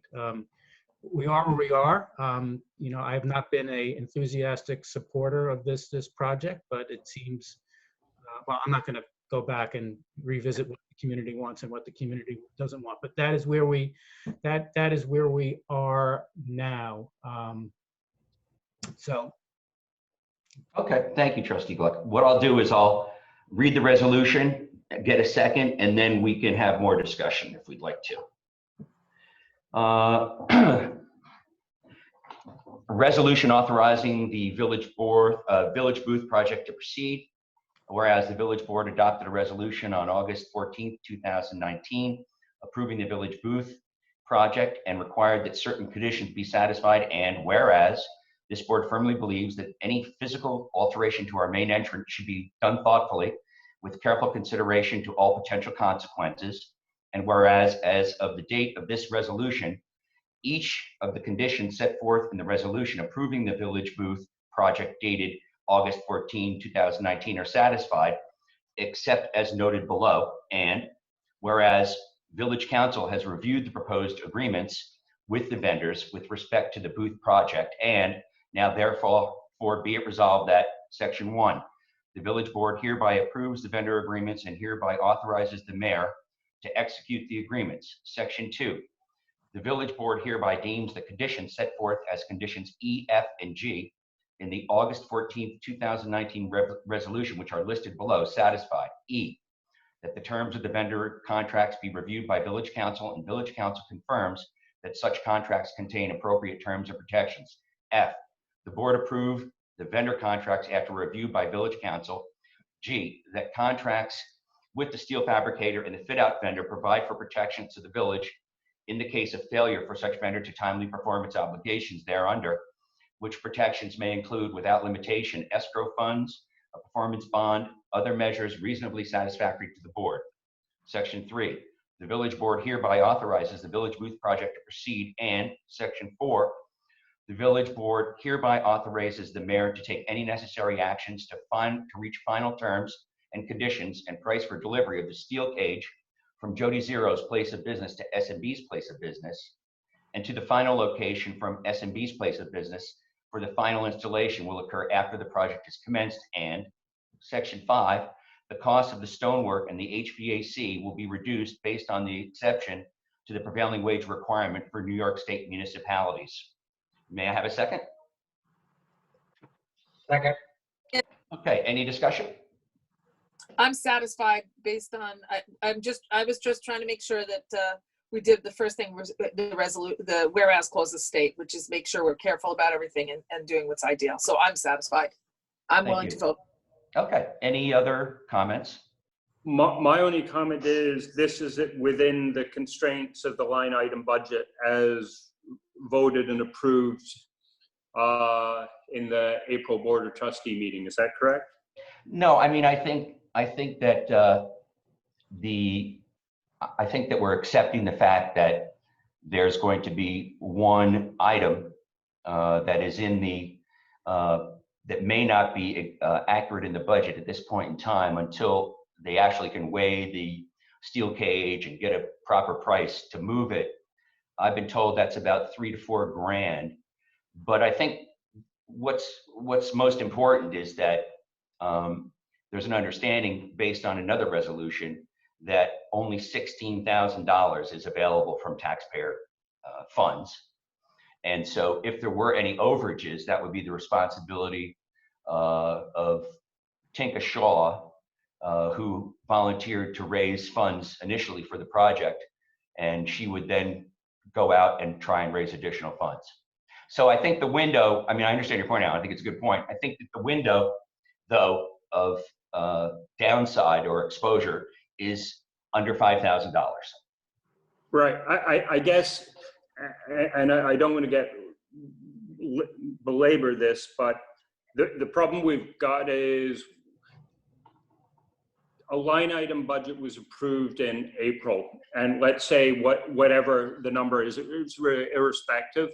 I hear what you're saying. So are you asking for this agreement to supersede the line item budget because the line item budget that was approved is no longer applicable? And I hear what you're saying with regard to costs, but we just... No, actually, no, I'm not asking that we supersede it.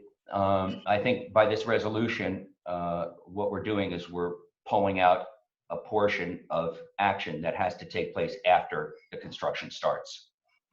Right, but I mean, no, I'm going to let Maureen comment on this because she was more emphatic on this when it was put in place with regard to the line items, but I think it's going to be slightly problematic. I hear what you're saying philosophically. I don't have a problem with it, but I think the line items need to be changed as a result of that. Maureen, do you want to opine on that? Yeah, I mean, the resolution approved the line item budget. So if there's going to be more expenses in a line item, even if it's raised, and your point is well taken about it's $16,000 and that's it, it's been allocated. But if it technically, we need to, if a line item is going to increase, then we need to approve that. So I'm willing to approve that now. That's not a problem. Mm-hmm. But, I I mean, what I would think, I appreciate what you're saying. I think that we could do something where it's approved at the time. But to pre-approve it, I mean, we might be able to say, you know, not to exceed number, but if, you know, we could be a little more accurate if we wait till the time is right. Perfect. Wait, I was just trying to, yeah, I Yeah, Yeah. okay, that sounds reasonable. Let's see, who did I miss? Did I miss anyone? Trustee Barnett, you've already commented. Do you have anything else to say before the vote? No, Okay, all right, so all in favor? David, Yes, is sir. there any chance you can bifurcate this with regard to the two contracts and then subsequent to the overall approval with regard to you meeting the condition? No, forget it. Never mind. Well, in case the contracts were revised and mention that this will be dealt with during the process. So that's in the contract that will be signed, and that's very positive. And then, of course, the attorneys, you know, as evidenced by what I just read, support it. So I think in general we're in pretty good shape. All in favor? Aye. Aye. Ayes have it. Thank you very much. Okay, let's move on. And we now are dealing with the McFadden well and sewer application. John Ledwith, are you on the line? Okay, so obviously I will recuse myself from this vote. And this is an application for well and sewer at 61 Turtle Point Road. And my understanding from the building inspector is that the completed package has been sent to the board. So I'll let Paul, why don't you just, since you're on the upper left-hand corner of my screen, why don't you start with any discussion? Give me a second, please. I'm trying to find the relevant documents here of a bunch of many. All right, this is my recusal. Watch this.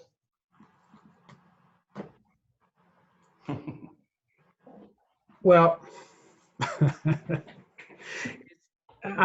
I don't really feel qualified to present this, but my understanding is there were documents that were circulated last night that were styled as a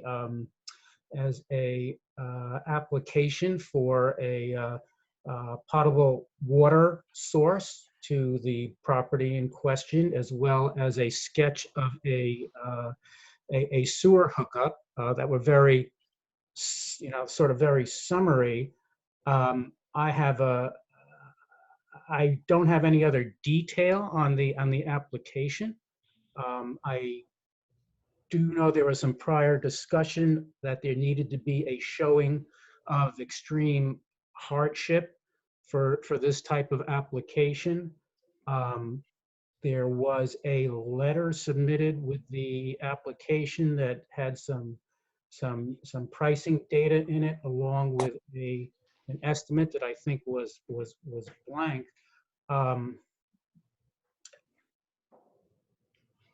If I may, the hardship is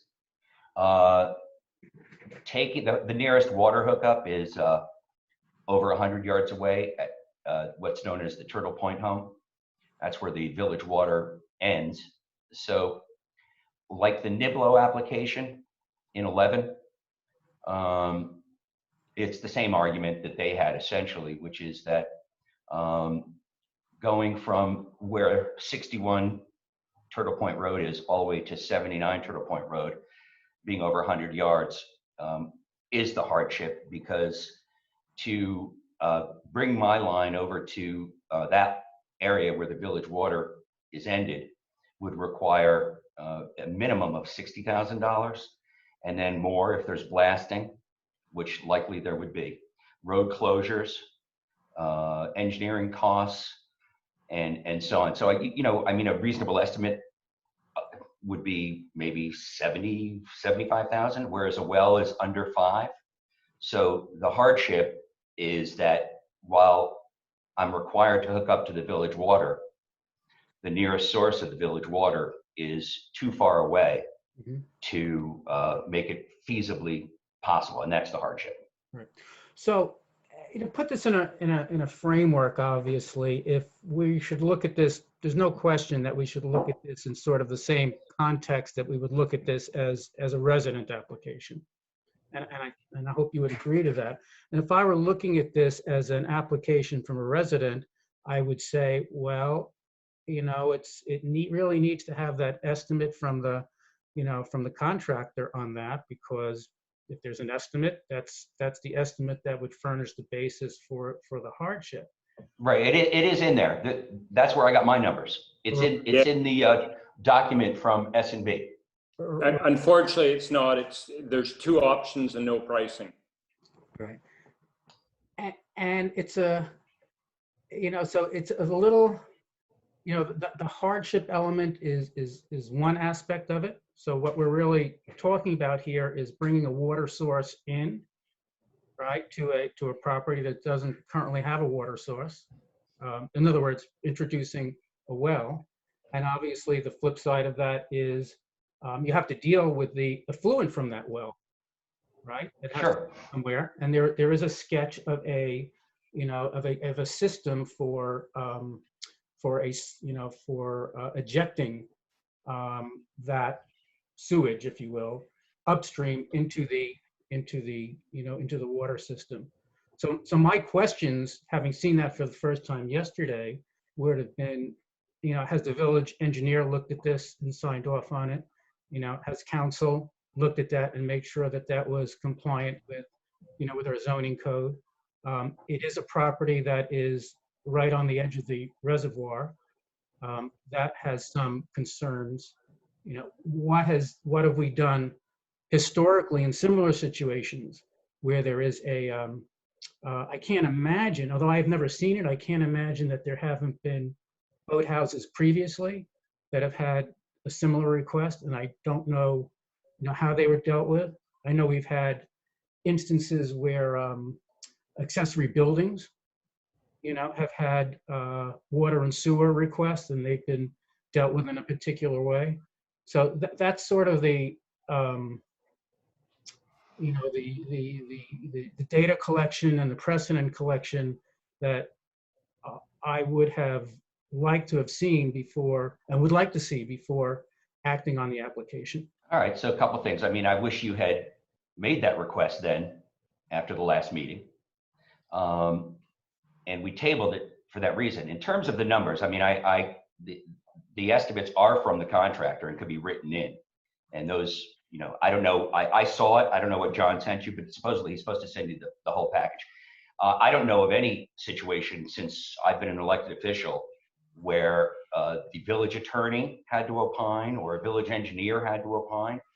But it is contingent on the Department of Health and the DEC approval. And those are two contingencies that any well application has. In terms of accessory building laws, the code's very clear. You cannot have plumbing in a accessory building, and that has to be removed. And I can think of many examples, but this is a separate tax lot. So even though I own a home and this property, they're not associated or they're not under that law. It's a separate tax property, so it's allowed to have and is required to have a hookup to the sewer and to the water. So that's right in the code. And the only other one I can think of is Bruno, who had existing plumbing. I don't think there's been any other application. The Sonny Boathouse is a separate tax lot, but they've never tried to put water in it. The Miller Boathouse, that's all part of a property that wouldn't be allowed there. And any other boathouse, like let's say a Hanson or a Yanuzzi or Gold, for example, all would not be allowed to have plumbing because they're on the same tax lot. So just to clarify, I think the documentation that came out on this came out yesterday, late afternoon. Had it come out earlier, I would have raised the same questions, at an earlier point. Well, you specifically asked for things that I could have done, regardless, I mean, you didn't tell me last time that you were looking for a legal opinion. But anyway, that's neither here nor there. I understand what you're saying. All right, so anyone else have comments? Sorry, I'll kind of echo Paul's comments. I mean, I'm not averse to this, but I also look at it, it's changing the use and the value of the property, because what Mr. Bruno paid for his boathouse when he had water and sewer is at a significantly higher price than what you paid for something. So I think from a taxable lot basis, you're increasing the value considerably for it, and I appreciate that. I'm happy to pay more tax. Right, and I welcome that, and as far as I'm concerned, I'm not opposed to this. I just want to make sure we tick off all the boxes. So, whatever the hardship is $60,000 a hardship? I have no idea, and I need to get some comfort there. So whenever if Mrs. Sani wants to put water and sewage in there, the same standards used to her for her. So that would be my only comment there. But unfortunately, Paul is right. We got the proposal late yesterday afternoon, and there were quite a few blanks in it. Well, I think that we could probably do something where the only blank to me is that you're saying it doesn't have a price, and we can make the passage contingent on that, as well as the DEC and health department sign off. Well, because I mean, look, I'm telling you that these are estimates based on facts. So, but I guess I'll give you a more caustic response. One is we've got one price from one vendor. I don't know if that's remotely legitimate. I'd want quite a few prices first and foremost, so we know if it's realistic or not. That's issue number one. Issue number two is obviously the property is a very narrow property, but to do any form of construction, it has to be 100 feet back from the lake. I don't know how on earth we remotely deal with that, or the ability to put a well in that area. And also you have the neighbors have to be notified. And I think it was with somebody who was just trying to put in a well, and all the neighbors had to be notified, and there had to be assurances from the person who was drilling the well that there would be no discernible effect on the contiguous parties' properties, that it was going to affect their water source. So there are quite a few things that need to be ticked off here. My concern is, given you're mayor, that we make sure we tick off all the boxes to protect yourself as well as protecting ourselves. I'm looking at the Niblo application, and there's none of that was done. But who am I to argue? So I have to recuse myself. So why don't you instruct me as to what you'd like to see, and then we'll bring it to a vote. We'll table it again. And as I'm losing construction money and time now, to get 3 quotes for moving the line, I can tell you, if you ask Jeff Voss how much it cost, he does not know. And that's the first thing I asked for. But anyway, so we'll table this, and I would appreciate a detailed list of what you feel you have to vote on this as soon as possible, please, from the trustees. Thank you. All right, so moving on. Let's see, we have now I've added this on. Now, we have the areas proposal, but also I sent out the Overton documents to you yesterday. And I suggest that we follow the guidance by the planning board attorney, Rick Golden. And if that's the case, I just wanted to poll you all now and see if it is, we can move forward with that and not delay that anymore. So going around the horn, Paul, do you have any opinion on that? I unmuted it. Nothing's happening. I think that's fine. Okay. Trustee Cohn? Yeah, I agree with it as well, but I think for the public kind of needs to know what we're talking about. So somebody probably should summarize what that is. Okay. Well, that would be in Paul's bailiwick again. Since it deals with a snake, I'll take care of it. Yes. We have a active subdivision that is in the final stages of. Said press something, alternate something. Yeah, folks could check their mics and make sure they're muted. That would be great. So up around the Overton area near the Tuxedo Park School, there is I believe it's now a 9-lot subdivision that is in the final stages of dotting the I's and crossing the T's. One of the last items is getting what's known as an incidental take permit from the DEC, which basically sets forth very detailed conditions on how they have to conduct their operations to avoid the accidental taking of rattlesnakes during the construction process. It's a very detailed and burdensome process, a lot of give and take with the DEC. One of the things they came back to the developer with was a request that they obtained from us a commitment to take much of the same actions should it become necessary for us to do any work on any of the public utility easements that we have in connection with that development. Most of those easements in that development are actually going to be privately owned, not publicly owned, although the village has retained a right to work on them should the owners not carry out that obligation. But nonetheless, that would be, in the DEC's view, something that they wanted us to undertake.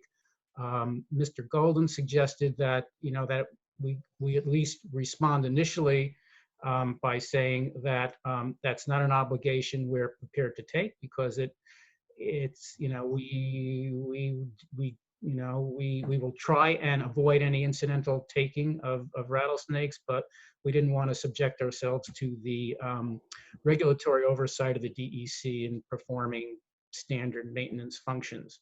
And including emergency functions. Right, or including emergency functions. So that is what that is all about. There may be some further discussions necessary with the DEC. We may have to engage in a dialogue with Overton as to their undertaking to reimburse us if we have to go into training or something like that. But that would be down the road. Okay, so you're fine. Maureen, you had wanted to hear an explanation for the public. And where do you stand? Yep, I'm fine. Okay, Trustee McHugh? I'm fine, in agreement. Trustee Barnett? I'm fine as well. Okay, good. So I'll speak to, or John, you can speak to Brian if you want and tell him the results of that discussion. No problem, will do. Okay, thanks. Now, I have the Arias proposal for the year-end audit as the last item. Does anyone here, any trustee have another item they would like to add? I've just got one mention, and we're working with Jeff and the water department on it, but given the amount of people in Tuxedo Park, the pumping station at the water plant is working 24/7 right now, and we're having a hard time keeping our water levels in the tanks at the appropriate level. We might be instituting lawn and watering restrictions going forward, but I just wanted to give you a heads up. It's really a function of the lack of rain and how far we are behind that, but we might be instituting that, so that's more a heads up rather than anything else. Yeah, it's funny you mentioned that because on the electricity side, we're at full capacity with everyone here using the air conditioning. It's obviously exposing the weakness of our infrastructure in both areas. And the question of whether we would have alternating days for air conditioning and things like that as a regulation was put on the table. I thought it was a good idea, but we may be able to escape that because ONR has come in with some really aggressive moves to deal with these brownouts we've been having, including bringing in new transformers to transfer loads back and forth between areas, because what's happened is air conditioning, we're at July 4th level. So I appreciate the heads up, and I'll be keeping the residents informed about the ONR situation as well. So anyone else have anything they wanted to discuss regarding the agenda or announcements they would like to make? Yes, Mayor, I had one item which I mentioned yesterday dealing with a follow-on to the Climate Smart Communities pledge that was taken, and that's appointing the task force committee. Would you like to read that resolution? Certainly. So just so Maureen won't ask me to give some background, mention for the audience that at our last meeting, last regular meeting, we we took the Climate Smart Communities pledge, the pledge to become a climate smart community under the New York State program. And one of the first actions you take under that is to appoint a task force. So the notion was that there is an existing Town of Tuxedo Climate Smart Communities Task Force, and the task force our task force would initially be composed of the village residents from that from that task force, as well as our planning board chair and myself. So the resolution reads as follows: whereas the Village of Tuxedo Park has adopted the Climate Smart Communities Pledge, whereas the village desires to further the purposes of the pledge by establishing a Climate Smart Communities Task Force to act as an advisory body to the village. Now, therefore, be it resolved that the village establish a volunteer Climate Smart Communities Task Force to act as an advisory body to the village in furthering the purposes of the pledge and to assist the village as may from time to time be requested. And resolved that the village hereby appoints as initial members of the task force Jim Hayes as a task force coordinator, Michelle Lindsay, Christopher Gao, and Jane Garofano, Joanne Hanson, and Paul Gluck, each to serve at the pleasure of the Board of Trustees. Would you like a second?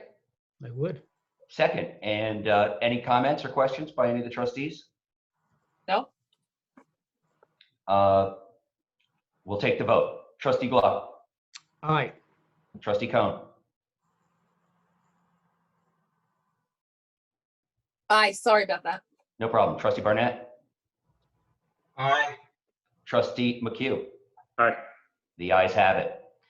Okay, let's see. Does anyone have the areas plan in front of them?